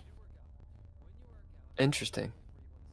So yeah, this week, I mean, I've only averaged 6,000 steps. I don't get to 10,000 steps, which is pretty good for me.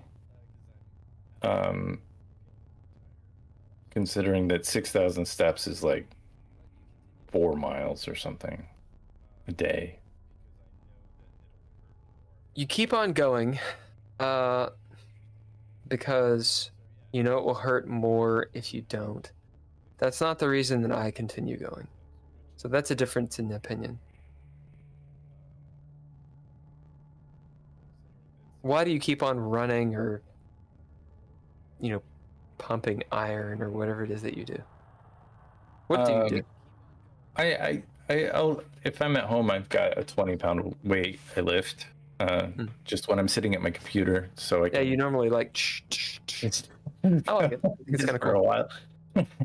and then if I'll walk run. I try to run as far as I can, and then I gotta walk. Then I'll keep going run a little more, and then I'll walk. But yeah, if I don't do that, like, I feel like shit. I just feel bad. But is that why you don't do it, or is that why you do it? That's why I do it. Is it really the negative reinforcement that propels you? Yeah. I don't believe it. I actually don't believe it. A long time ago, you won't believe me, but I was a really heavy cigarette smoker. I smoked a lot. No, I believe that. I believe that all day. Yeah, and filmmakers were supposed to be heavy cigarette smokers, and that was a thing. I was to the point where I just didn't have any energy, and I felt like my lungs were gonna kill me, and I felt like I was gonna die. But see, there's a difference there. There's a difference. You stopped smoking to feel better. This is, but I was doing it. Continue feeling bad so you feel good. There's a difference there. I'm saying, I'm not trying to convince you, but I kind of don't believe it. When you continue working out, when it hurts, you continue doing it so that you don't feel bad. Well, it doesn't. It's possible, but I don't believe it. The way I work out is not. I'm not hurting. There's no hurting. I just go until it hurts, and then I stop. Or does it ever feel good? It doesn't. It used to. Not anymore. When I was doing it more often, once I was a couple of miles in, I would warm up, and you can go, and then now it's just and you get that little runner's high. That was kind of fun. I've never had a runner's high. It's just kind of ever. It always sucks. You feel like you're floating a little bit. Yeah, it always sucks. There's. I'm not an addictive person. I have ADHD and I hate everything. Yeah. Buck Mudd says I work out for one reason and one reason only. I think I know what it is. What is that? So what do you work out for? What's your? So I think working out is stupid. But when I do it, I think you're in better shape than I am. When I do it, I think I'm doing this to maintain myself. I'm doing this because I will feel better later. I am gaining something because I'm doing this. I don't think, well, later on I won't feel like shit, because if I had that mentality, I wouldn't drink. If I had that mentality, I wouldn't do a lot of shit. I wouldn't move to fucking Los Angeles. Yeah. I wouldn't have given up on so many fucking endeavors that probably would have made me okay. You're supposed to fail. I'm constantly thinking about the future and be like, oh, what if? That's my fucking drug. Hey, what if this GGP actually, maybe someone gives a fuck about it and listens to it. Oh, maybe they will. That's my drug. So it's always the carrot at the end of the stick. See, I'm a millennial. Buckmud says, this one time I caught this chick checking out my butt. I want that to keep happening because she was a total smoke show. Yeah. It's funny. Did we talk about this? There was someone, I think it was Joe Rogan or somebody who was Joe Rogan adjacent in that mind frame area. Yeah. I think I talked about this with my girl about like dating websites, and I'm not into dating, and it sounds like it's worse than it was. I don't know. I don't know anything about it.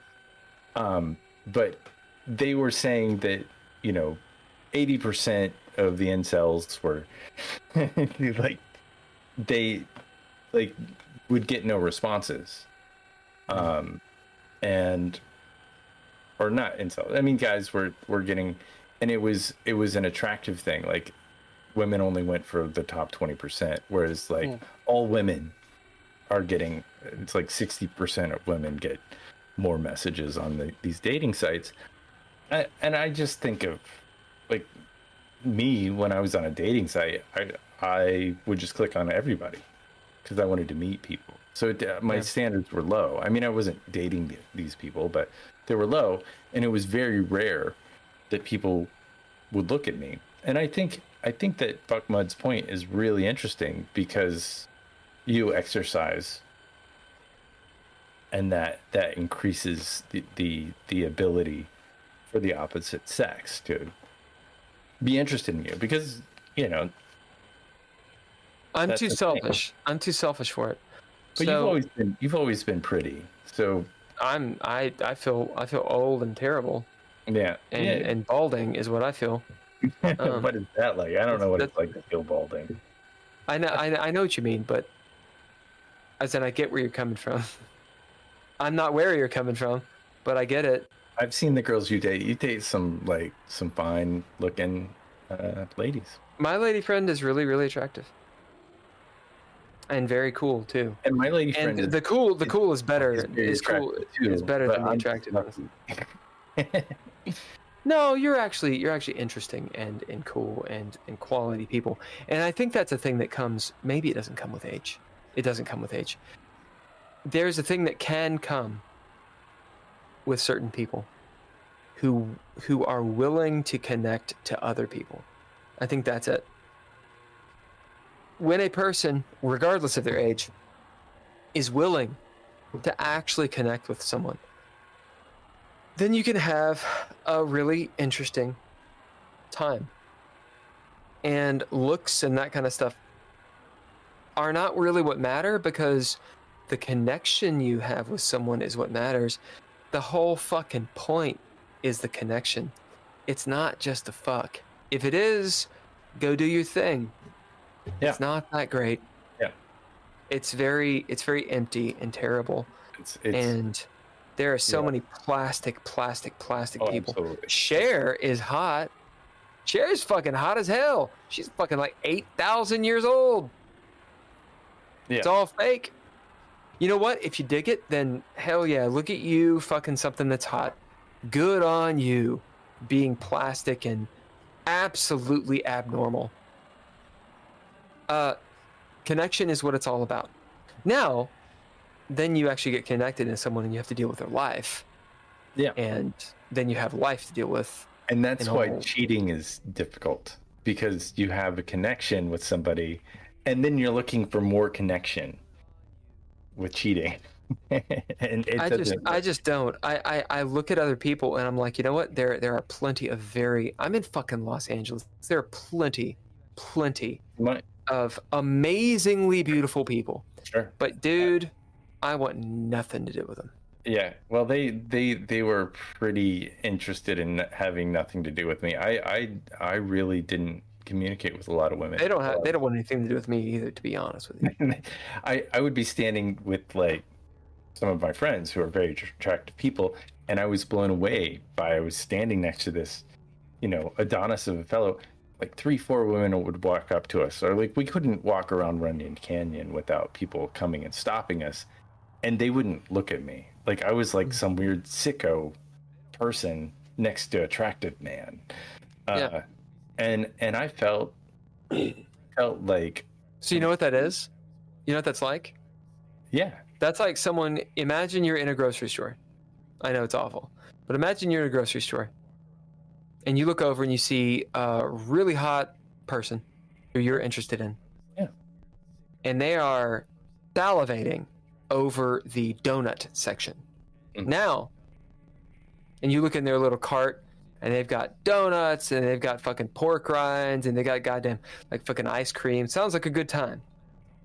Then you look over and you see an equally attractive person who's looking over the vitamin section or whatever. Just based on this, who do you go after? They have equal hotness. You go to the person who's healthy. Yeah. And the reason is because it's just better in all ways. Because we're not hashtags, goddammit. But I knew this guy. I knew this attractive person. He had the personality of a yeah. He was void. It was a void human. They wanted donuts. That's what I'm saying. Yeah, they wanted. You can only eat 1 or 2 donuts. I'll eat 3. Yeah, you can't have more than 3, man. There's truth to that. They're pieces of shit. And you know what they look like now? Pieces of shit. I mean, and or older pieces of shit, which is the anathema of all of those people. I would have been annoyed with them by the second or third date, or changed myself to react. At least really after the sex. I understand. I really like what Buck Mud said. I'll be honest. I like it when dudes notice me. I'm not prejudiced about that at all. That's great. I've been noticed many times, in the being having to go to like gay bars and stuff like that, because that's where the rave scene kind of started. Yeah. You couldn't go to a music venue. Let's take a short break so I can get some water. But I was just on a roll at a point. Yeah, you gotta hold the point, like I've been holding the piss. It's tough when they start wanting to dance with you. That is a tough thing. But I am flattered. I'm always flattered. I just don't want to be manhandled. But I'm flattered. That's the worst music ever. Not used to. Used to not. No. Really? Yeah. Are you kidding? I don't like. No, I'm not kidding. I don't like the booty music. It's like getting low.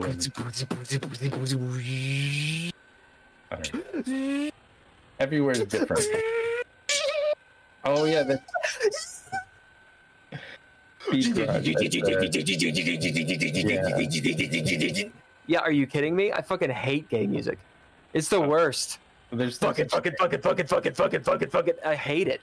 There's no such thing. It's like 2 a.m. and you're just like, oh my god. I like electronic music. Yeah, electronic music is fine, but that music ain't. That's like we've taken too much cocaine and Fireball and we're ready to go. And I'm like, dude, calm down. It's not a thing. I don't know what. Buy me a drink. Don't know what. Let's see a movie. Don't know what you're talking about. Really? Well, go to Lexington. Go to Lexington, any gay bar, and you'll find it. Go to any club anywhere that doesn't have the specific kind of music that you like, and expect it to have good music, and it won't. That's reality at this point in your 40s. As a middle-aged person, that's where we're at. So back in 10. Yep, back in 10.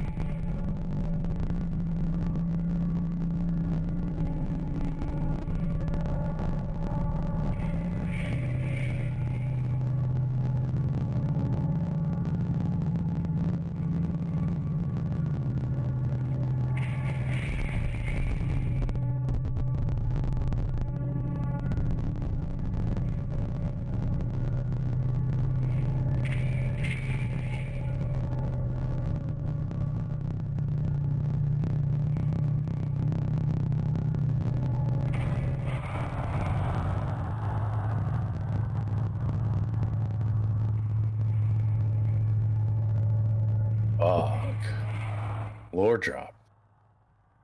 Lore drop. Okay, welcome back to the Geeky Gamer Podcast, where a couple of cis white dudes talk depressing shit that affects their daily life. Affects their daily life. Oh, dark days indeed. You know, we are here. You never know. I have to say, I feel like when I decided I was down and out, that's when I was down and out. And until I decided that there was always opportunity. But I decided that Los Angeles was not for me a long time ago, and there's very little opportunity. That being said, I've been called a couple of times saying, move back, we got a job for you.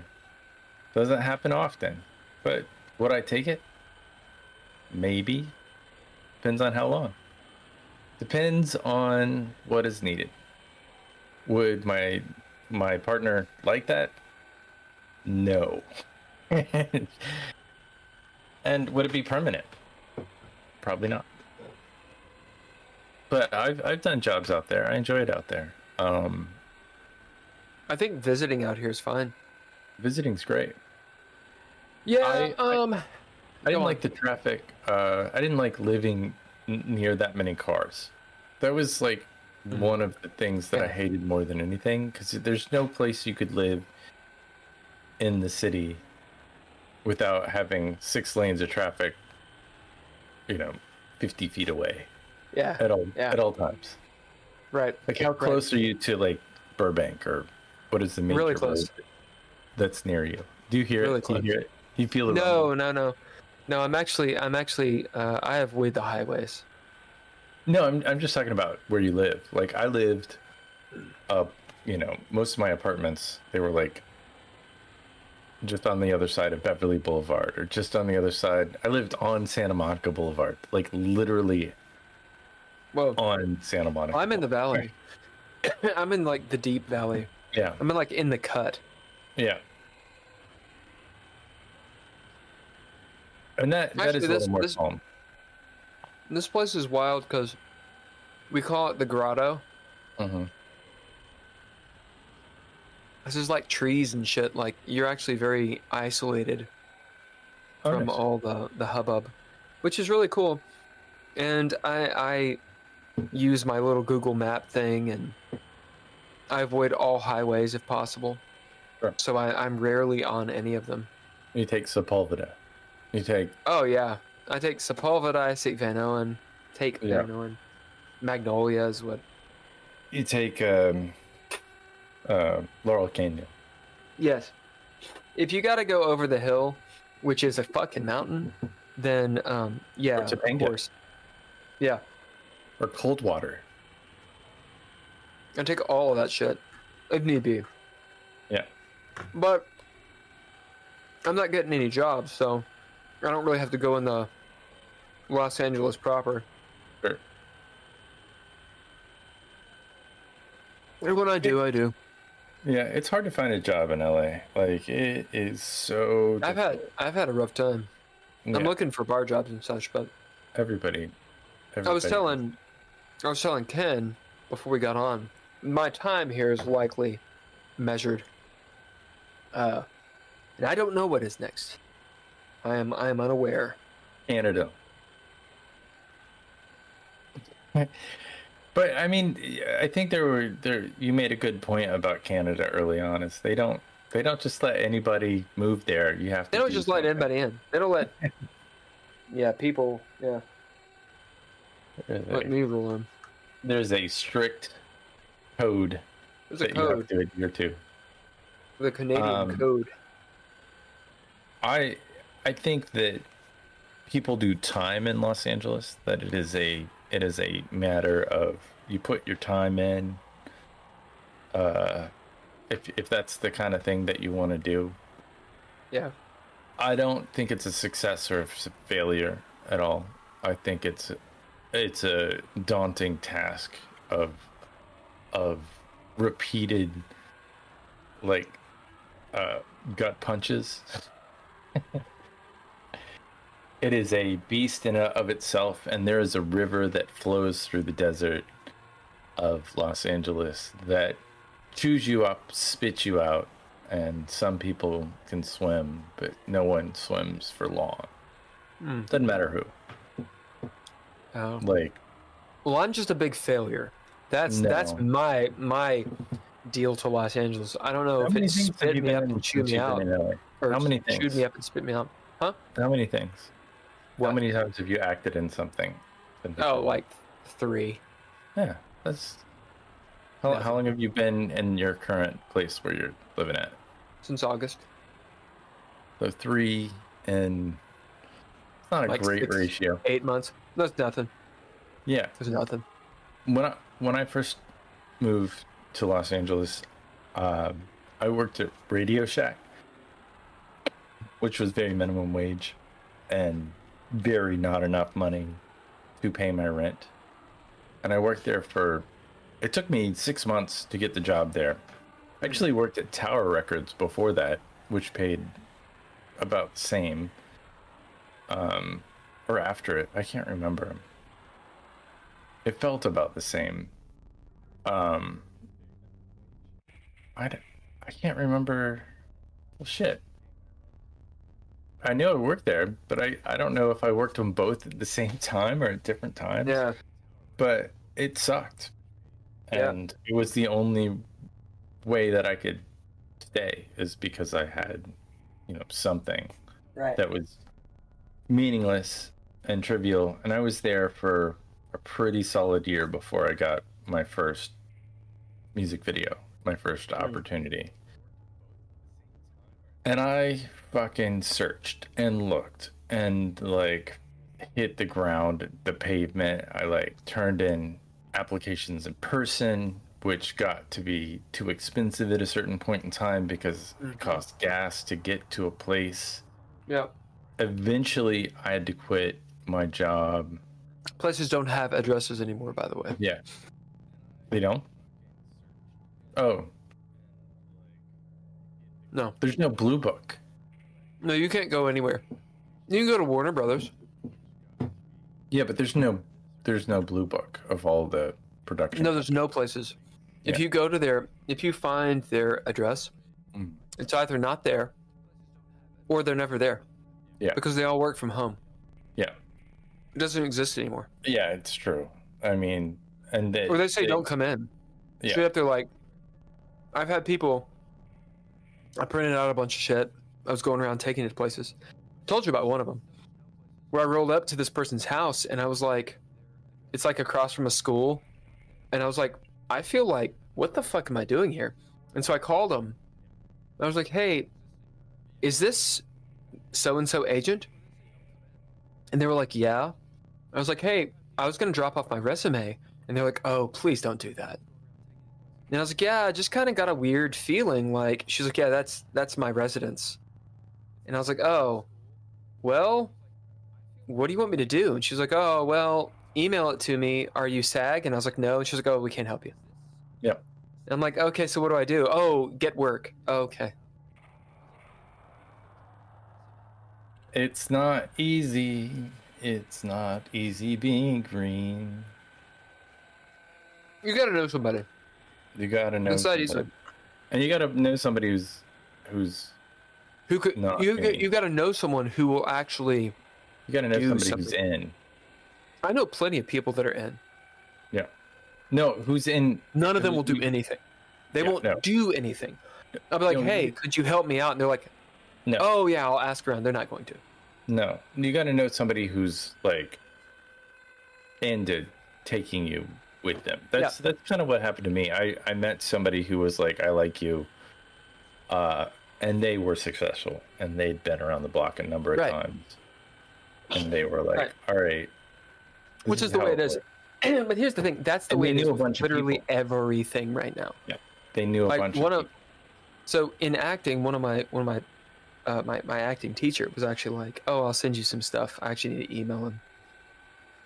But he was like, I'll send you some stuff. And basically, before I even get it, I know what it is. Mm-hmm. What it is find an agent and email them once every other week. Badger them to death with their emails. Find out where they go. Badger them to death. Badger them to death. Be a badger. Go, go, go, go, go. Badger, badger, badger. This has nothing to do with acting. It has to do everything with making it an acting. Go be a badger. You know, I hate that. But it's like, hey, I never thought growing up, granted, maybe I just wasn't a fucking adult. I never thought it was, hey, contort yourself into something you hate. Now you can live. I don't like being annoying. Yep. I don't. And that's what it all is. Go be annoying. I don't like having a boss. Go being annoying. Because that is annoying to me. Because I don't like it when people tell me what to do. I just don't like it. It has been my nemesis throughout the entire career that I've lived. Oh, you have an opinion about how I should do something?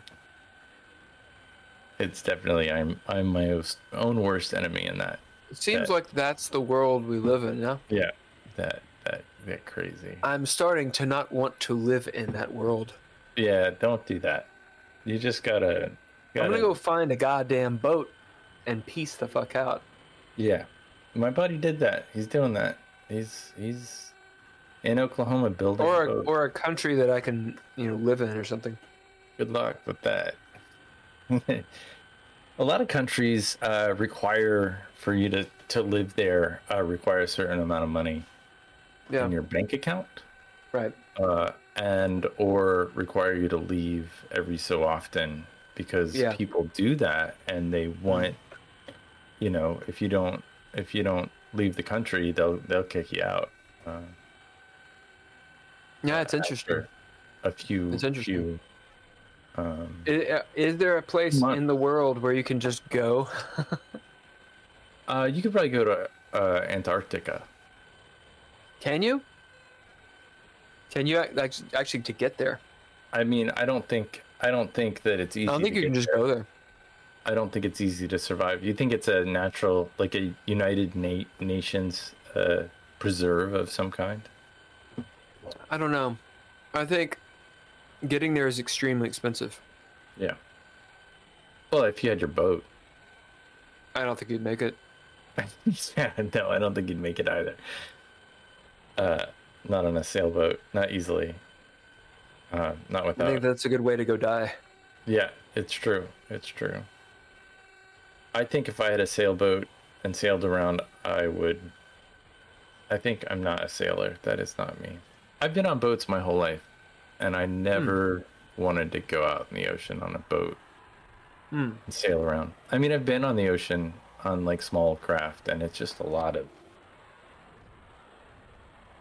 tussle. Come on, this is like too much. I just want to. I think I'm a land lover. I think that's where it's at. Speaking of land and loving land, what are you eating? Can you hear me? Yeah. You can? I'm mukbanging. Yeah. My little thing doesn't say that I'm registering when I eat. I mean, I see you eating. So you can't hear me? No, I can't hear you eat. No, you can't hear. So I'm not mukbanging. You can just see it. I'm eating presently corn. It's poor people food. Like quite literally. It's stuff that's delivered. A couple of my roommates, they get this because they're senior citizens. And they were like, hey, we don't like this poor people food. Do you want it? And I was like, yeah, I'll eat your poor people food. Because they're, established and they can, buy their food. Sure. So I eat their poor people food. They're like, oh, we don't like that corn. But I'm gonna eat the shit out of that. They just send it to you. I remember eating a lot of ramen noodles. I ate a lot of spaghetti. I can't eat spaghetti now. Spaghetti with red sauce. Oh man. I just burned myself out on it. Like like the cheapest thing. It was like $2, and you can get spaghetti with red sauce, and put some hot peppers in it, and maybe a little cheese on top. Yeah, that was. Though, I do want to eat food that's actually like somewhat nutritious. Yeah. You know, I mean, if you're just eating ramen, you're not really eating. Yeah. Ramen. It's like you're actually just starving yourself. Yeah. So. Ramen and peas. So I put peas and mushrooms in the ramen.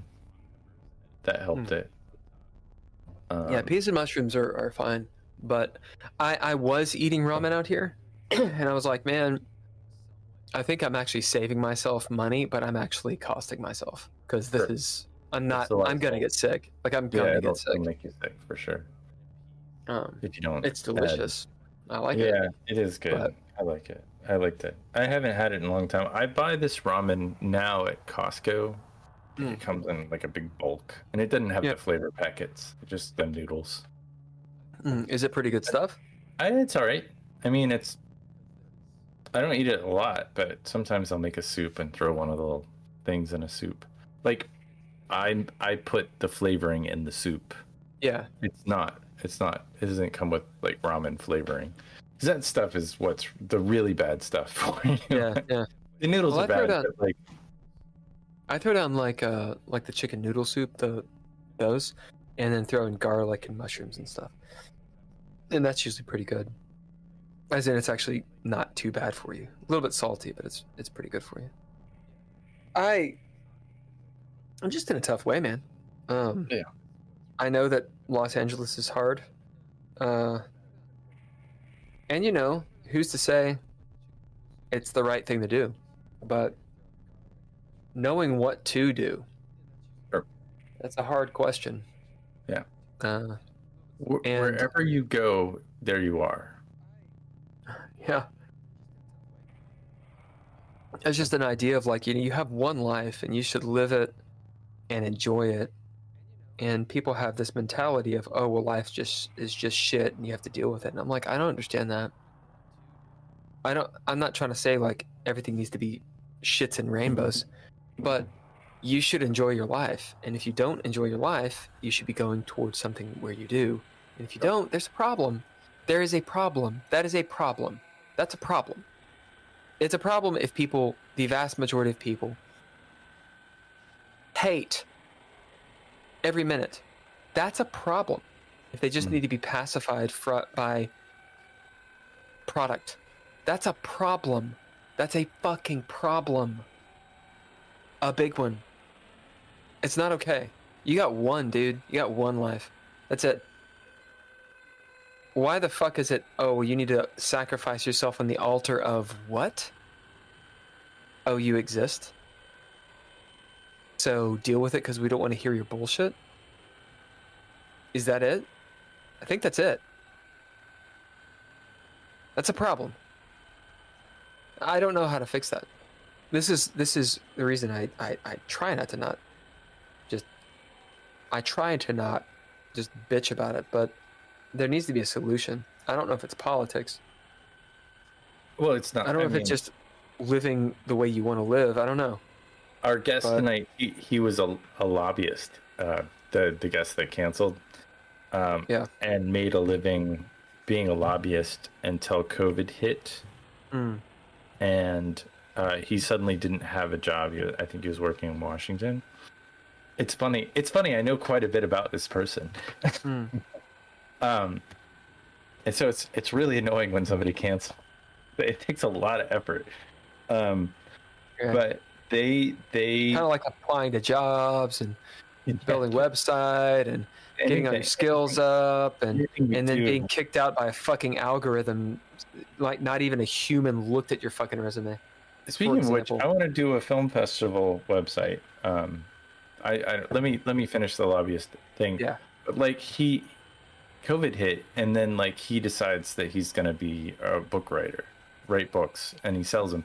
And he I think he's pretty successful. He was like a top Amazon seller. That sounds successful. And was able to quit his job. Definitely sounds successful. But the reason why he was able to quit his job is that he had a job that paid him for a long enough time so he would feel safe, I'm sure, to put the time into writing and those aspects. Basically, he wrote a couple of books that did well based off of his campaigns, his Dungeons and Dragons campaigns. Oh, that's cool. That's really cool. And that's how he built the world that he was in. I read your book. I think you can write. I think that the tools for marketing are where you fail, or where you struggle with. Like, no, that's where I fail. And the thing is it's all circling to this. One of our issues with our podcast, and the reason why it's not as successful as it should be, is because we're not always selling. We are not, like, I was in sales early on in my career, or in my life as a younger person. I would sell computers or CDs or whatever they put me in front of to sell. Radio Shack parts. Yeah. A number of different, like, that was always a go-to job. I can't do sales anymore. That job is over. That job is gone. No one does sales. That is not but that's how these, like, he literally said, and I think I said this earlier, going to Comic-Cons, going to events, and you did that. Yeah. The comic. And how many people did you talk to that day? A lot. And nobody bought. Or how many books did you sell, or did you sell any? I think I may have had like 10 or 15 or something. Mm-hmm. You sold 10 or 15 books? Yeah, I sold them. Yeah. I had to negotiate with a few of the people. Yeah. And sell them for less, which I shouldn't have done, but I did do. So that's how he did it. Yeah. And I think the issue with my book is it costs $35 to print, whereas a trade book, like he likely sold, costs about $5. Yeah. And so you can get the table for $1,500 or whatever, and you have to buy $1,000 worth of books rather than $5,000 worth of books. Sure. Like, it's about the product and how much money you can make out of it. I actually have a novella that is finished. I'm editing it to actually sell at conventions. But it's just another endeavor, dude. Yeah. And it's just another fucking endeavor. That was his focus. That is your problem. Your problem is you got too much shit. You're too smart. Yeah, I got too many. No, you're literally, you've got too many interests. You got too much shit, and too many irons in the fire. Yeah. I mean, and it's always been that. I'm that way. That's me. Yeah. Also, I mean, I like a lot of different things. The people that I know that are actually successful, they're very boring people. And then they're like, you know what? I'm gonna write a book. And then they end up writing a sophomoric whatever book, and kind of start selling it. But then they're consistent, and that's what they do, and they do that, and that's the way to do it. But that's their way. This is an argument I've had with a lot of people. People, like, for example, that are like, oh, you're late, don't be late. You're late, and that means all these things. You don't respect my time, all that fucking bullshit. And the argument is, there's two. One is, okay, so what's something you actually struggle with? Let's say it's food, you fat fuck. Let's say you can't regulate your fucking food, like a lot of people can't. Oh, you can't say that. Oh, blah, blah, blah, blah, blah. Well, you know what I can't regulate? My fucking circadian rhythm. Oh, that means you're lazy. No. It means it's something that I struggle with. And when you struggle with something, you struggle with it. It's hard for you. So when someone else who doesn't struggle with it, for example, I don't struggle with my weight. Ever. I'm like, you fat fuck, what's wrong with you? Stop fucking eating. Yeah. Yeah, well, that's stupid of me because they struggle with it. And if I'm going to have any kind of sympathy whatsoever, I'm going to be like, oh, this is actually something they deal with. They have to win to get anywhere. But people don't have that. Second argument against people being late, since I'm going to go on a tirade and I'm so angry. If you're on time, you are late. Yep. If you're late, you are late. So saith the military people. You know, the military is a good way to base your life, you pieces of shit. If you're late, you're pregnant. Yeah, if you're late, you're fucking pregnant. You know what? If you're early, you know what you're not? You know what you're not? Honest. Really? Yeah. Why? You're not honest. Hey, when do you want to meet at the diner tonight? 8 o'clock? Why the fuck are you showing up at 7:45? Oh, because that way I'm early. Actually, it's because you like to wait. Because if you're going to agree with me that at 8 o'clock we meet, and you show up at 7:45 or 7:30 or 7:20, you like to wait. Yeah. You like to wait. You are a person. Well, I'm always early. No, you fucking like to wait on people. And then you like to take the fucking moral high ground and be like, I can't believe you made me wait 10 minutes. When your fucking punk ass was there 15 minutes early. You knew you were going to be waiting 15 minutes and you got butthurt over 10. Go fuck yourself. I'm a late person and I don't like waiting on people. Yeah. So I don't. When you're early, at least the reason I show up early, because I'm 10, maybe 15 minutes early. I get stressed out thinking like there's going to be an accident. There's going to be something terrible that's going to happen in front of me. I get really stressed out by being late or on time. On time, I'm fine with. I don't mind being a few minutes late, but it stresses me out. Like I don't like it when I wait for people, and if somebody doesn't show up and like 5 minutes after, 10 minutes after, it's really pisses me off. Yeah, why? Because it's my time. No, it's not. It is. No, it's not. It is. And I've taken a lot of time thinking about this.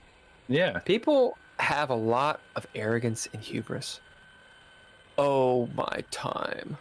Oh, it's worth so much. Really? Doing something else. Your time is worth so fucking much. If your time ain't worth more than my time. Something else. Yeah, we'd be doing something else. If we weren't doing this, we'd be doing something else. I'm talking about meeting up at cafes. People that are early have an arrogance about them, that their time is worth more than other people's, that their time is worth lots. No, that's not it. Yes, it is, because we agreed at 8 and you showed up early. So you haven't been waiting on me for 10 minutes. You've been waiting for 10 minutes plus whatever the fuck grace period you showed up with. Yeah, but So then you go, oh, well, I did all this. I showed up early. I prepared. I did this. What did you do? It's a high and mighty, self-righteous, fucking bullshit argument. It's not bullshit, because when you show up early, that you get home court advantage. You get the better seat. You get to like choose the area that you're in. Like other people show up early, then you're at the whims of whatever they decided. If you show up early, you get to sit on the right side of the table. You get to dictate a lot. Yeah, so why are you bitching if they're showing up 10 minutes late? Well, 10 minutes late is okay. 20 minutes isn't, 25 minutes is not. Because it's just like, if you're not going to show up, like at 20 But they do show up. They do show up. Yeah. They didn't ghost you. They do show up. And this is the difference. Yeah. People that procrastinate and just never show up. People that end up, hey, it's 2 hours late, and they make the effort to actually be there. Oh, fuck them. Really? They made all that trip. Yeah, but 2 hours is too long because most things happen within an hour and a half. 2 hours, it's over. GGP lasts more longer. Yeah, 2 hours is not a thing. That's like, but the reason why it's like a party or something. People show up late because it's a power thing. It is as well. Oh, I mean,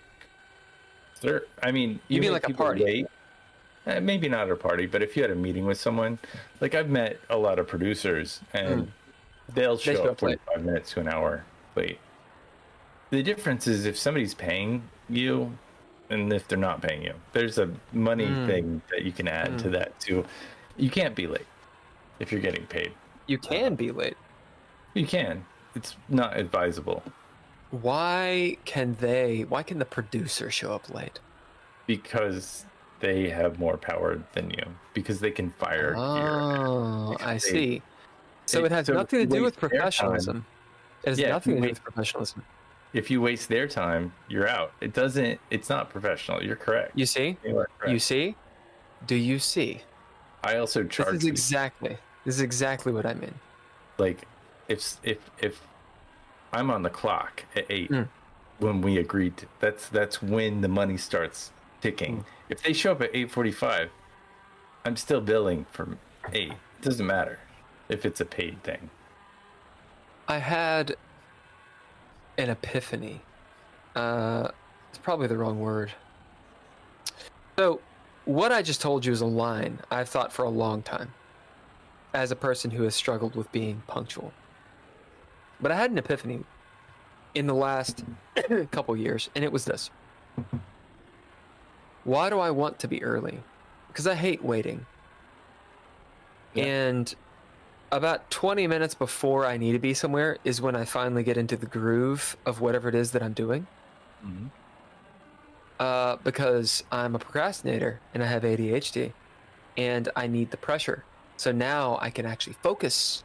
See, the 5 hours prior to that meeting, I can't focus. That's the issue.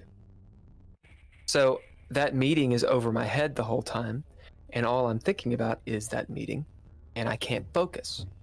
10, 20 minutes prior, man, I can finally focus. Sure. So, I had an epiphany. Okay, let's hear your... The epiphany is this. Why do I want to be early? When it comes to acting and things that I truly care about, it's because I care about the project. And I know that me being there ready when the wheels hit the ground, I'm ready to run, is one less thing that impedes the project from getting done. That rhymed. The other thing is I want to be known as a person that is there. A non-issue. It's, oh, who do we have on the roster? Boom, boom, boom, boom, boom. What do we have to solve? And I'm not even mentioned. They look, and I'm there. Whether I'm the director, or I'm the actor, or the whatever, the PA, whatever. They look, and boom, I'm there with a light. Or I'm there ready with my lines. Or I'm there ready with the script, or whatever it is. That's why. I, personally, it has nothing to do with anyone else's precious time. It has nothing to do with those people. It has to do with me. I'm on time for those jobs because I'm like, for me to do this job, it needs to be this. Now, I've thought, so what's the deal with like DreadLore live play? And the reason there, it's more complicated. The reason there that when I am late, although I'm rarely late actually to DreadLore live play or the GGP.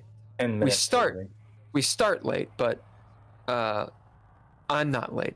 You're about 5 more minutes before we start, or before the hour. Traditionally, but the last 2 or 3 times I haven't been. The last 2 or 3 times it's been 30 to 45 minutes early.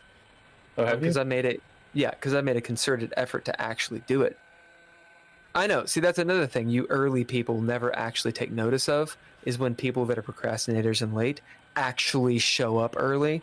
That's another reason why we stopped doing it. Because we're like, you know what? It didn't fucking matter. Every time I show up, I'm reminded, well, this time you didn't. Go suck a dick.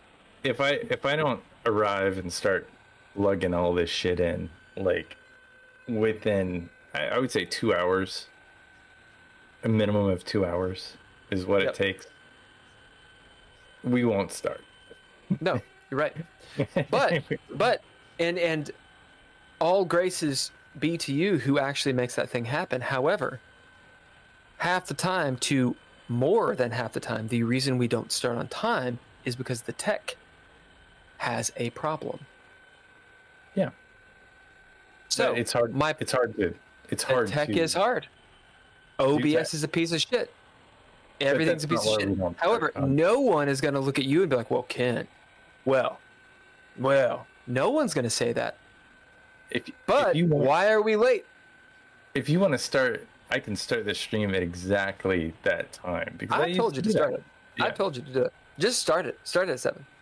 But I worry about getting on there and just, like, I don't want to do 20 minutes of non-conversation. Yeah, we don't want to get on there, and I mean, that's my point as well. Yeah. When we're doing DreadLore live play, when I jump in and I see that the proverbial room is in disarray, or people need to actually talk, hey, let's be human for a second before we go live. That is more important to me than it is smoke some grass, dude. Yeah, Buckmud said we should smoke some weed. I feel like that would be a different... I can't imagine smoking weed before. Can you imagine me being high? It's the worst thing. It's the worst thing in the world. Have you smoked weed before? Yeah. Like real? I mean, you live in a state that it's legal. Not here. So you could smoke weed anytime you want. Maybe that's your issue. You don't. It's not my drug of choice. It's not my drug. Coffee is your drug. Coffee is my drug. Alcohol is your drug. Kinda, sort of. I'm kind of getting out of it, to be honest. Yeah. Yeah, alcohol. I like the taste of alcohol, but I don't like the effect of it. Yeah. I don't like it. I like alcohol so much. I just want to drink. I just want to drink and drink and drink. See, I don't. It's like I do have a desire to do that. I'm not addicted to many things. Yeah. I don't have an addictive personality. I have a nervous personality. So I'm just, I'll have like 6 drinks and I'm drinking all of them. Mm-hmm. And it's not about that effect. In fact, I despise the effect that alcohol has. I can't. It makes me feel like I've gotten hit in the head. No, it spaces you out a little bit. I mean, and I don't struggle with it because I limit myself to a couple of drinks. Yeah. Like sometimes I'll like if I'm going big, it's like 3. Like DreadLore live play, I understand. And I only drink more on DreadLore live play, but I shouldn't because I feel like I'm actually a lot more clear when not. I have more fun drinking. I think it's fun. It's fun, but I really can't imagine smoking weed and playing. I mean, have you had people role play with you while smoking? Yeah. Weed? So one of my buddies ran a game, and one of the players would dab at the table. A little dab will do you. And there's a point where about halfway through the game, we'd look and be like, "Hey, man, what do you do in fucking Strahd's vampire castle? What happens?" And he'd be like, "What?" Like bonkers, just out, totally gone. And we had to talk to people. We had to say, "Hey, look, don't break out the liquor before the last hour of the game, and no dabs. And when it comes to smoking, you gotta hold it. You gotta hold it off or whatever. Because the thing with weed is you just don't care. Nothing. It takes the edge off. You can't feel It's so dab is not inhaling vapors and of heated. No, dab is a little bit different. I'm not sure what dab Smoke is. some grass, dude. I get it, Buckmud. I get it. You're probably right. Just chill the fuck out. I think if you were an audience member and you smoked weed and listened, that'd be awesome. Podcast, be awesome. It would make. I think that is the issue with weed is it lowers the threshold. You enjoy everything maybe a little more, or get paranoid in your own head about everything. Kind of levels you out. Yeah, I mean the experience is different. Calm down. As an audience member, and I think music even more so. I think weed and talking is difficult. I mean, and less enjoyable. Like I wouldn't want to smoke. Well, you weed. loosen up. If you have a beer or two and you're playing guitar, you loosen up. If you smoke, you loosen up. But there's a point where it doesn't make you play better, but it makes you enjoy the sound maybe better.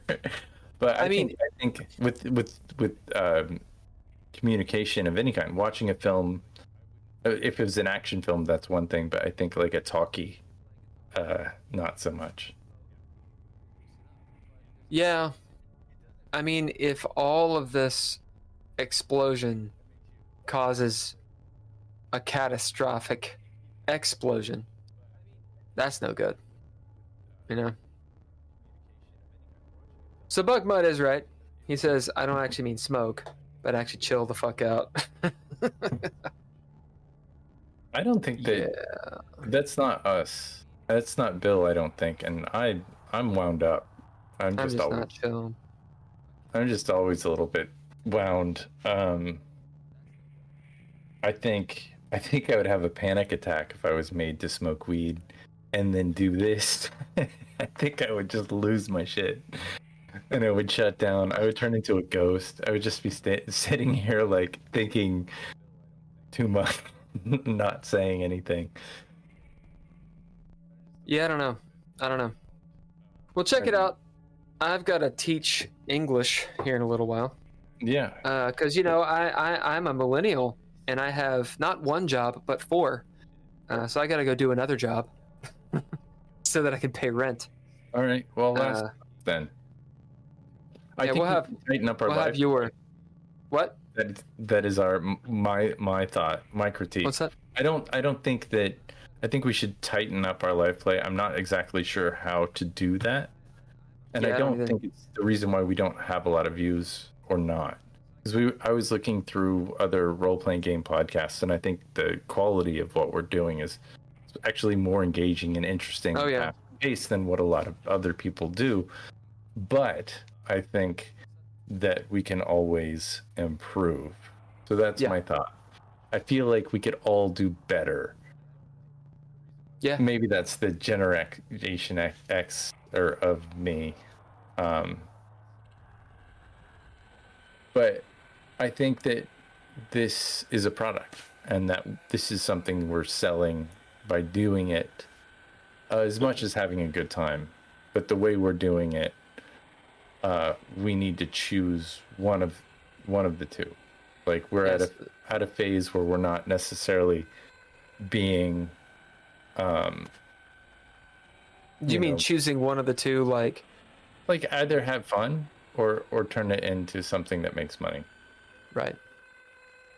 Well, getting an audience and it making some cash would be spectacular. It would make the fun different.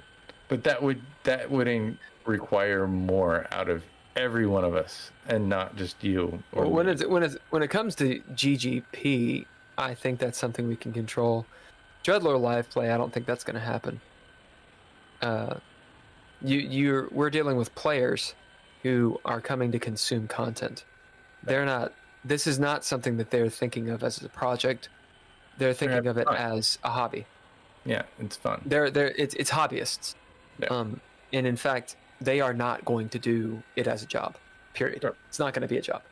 Yeah. So we finish out the campaign, and if we want to continue that, then we find, kind of like that Lucas was saying, you find cast members, like actual cast members that are working. that's like, hey, look, we're trying to do a thing.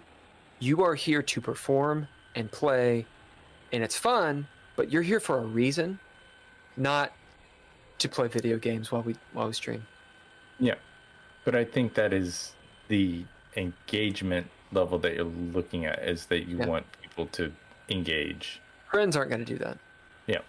I've tried to get friends. This is the second time I've tried to get friends to make something as a live stream, and it doesn't work. They have their lives, the things that they actually do that are important, and then because they're friends, they have committed to this project of mine. Yeah. And so they're committed to it enough to show up. Yeah. And play. No, and they're great. And that's all they're going to do. That's all they're going to do. On there. I guess that means that we're not friends. We're friends and colleagues as well. I guess they're not mutually exclusive. No, I enjoyed tonight. I definitely was. I think we should add the 24-hour cancellation policy, and I think we should promote our guest ahead of time so that when they show up, we can say something. The neat thing about us not promoting them is the fact that we don't. We need to get you. We need to get you somehow on the pod match. That way, you can have some sort of agency there. Yeah. I tried to. I think other than giving me the sign-in that you have, I don't think I can. No, we'll just have to do that. That's fine. That's not a problem. And then when it comes to the Twitter, you can just have the Twitter too, because that's what I use. Yeah. Or whatever it is that you use, and we can promote that way. I just message my friends and say you want to be on. Yeah. I got 3 of them, which I don't have a link or anything, and I'm waiting to do that. You have the link because but I'm afraid to give the link. So. Oh yeah. Because Google Calendar is a big pile of shit. Fuck. Yeah. I don't know if I can even look at it, man. I'm not gonna look at it for a while. Yeah, don't. Just fucking. Let's do the next month or so the way we do it, and give me a Friday so I can schedule one. Okay. Well, any Friday is pretty good, save for this one. Yeah. Well, let's all right. put it on the calendar for 2 weeks. See, you should see if T-Pain likes TTRPGs. It'd be sick if he promoted DreadLore. For real. Yeah, it would. Hey, Buckmud, send T-Pain. I thought T-Pain died. I don't know. I hope not. Buckmud also says, cast, it is the way. All right, y'all, we're out. Thank you so much for joining. Buckmud, thank you very much for joining. And whoever the other person is, thank you for jumping in. Whomever you are that's been silent, we appreciate you being here, watching me completely fucking implode. Hopefully next Thursday we'll actually have a guest. The Red Root. Also this Monday, if you're interested in watching DreadLore live play, it's on Twitch, 7 p.m.-ish. Eastern Standard. I do Thanks think to the Patreon. Yeah, the Patreon. Patreon peoples, Nostalgic, Tim Roberts, Daniel Holker, and Natalia Cline. Hashtag DreadLore is for everybody. Everybody. Yeah, promote us where you can if you want. If you don't, go fuck yourself. All right, I think that's it. Oh, thanks Couchfire Media for being Couchfire Media. You know, they do freelance work. You can check them out. www. Like all the millennials. couchfiremedia.com. Thank you, Ken, for rocking and rolling. Okay. And I think that's all we got. Did we have any music? Yeah. All lowercase letters. And Mr. Interrupt. I didn't play any Mr. Interrupt tonight, but I like them. Well, check out the all lowercase letters on whatever social media you're on, because they're everywhere and you can use them in your videos, and it actually helps. So that would be a huge way to help us out. Yeah. All right. That's what we've got. Bye.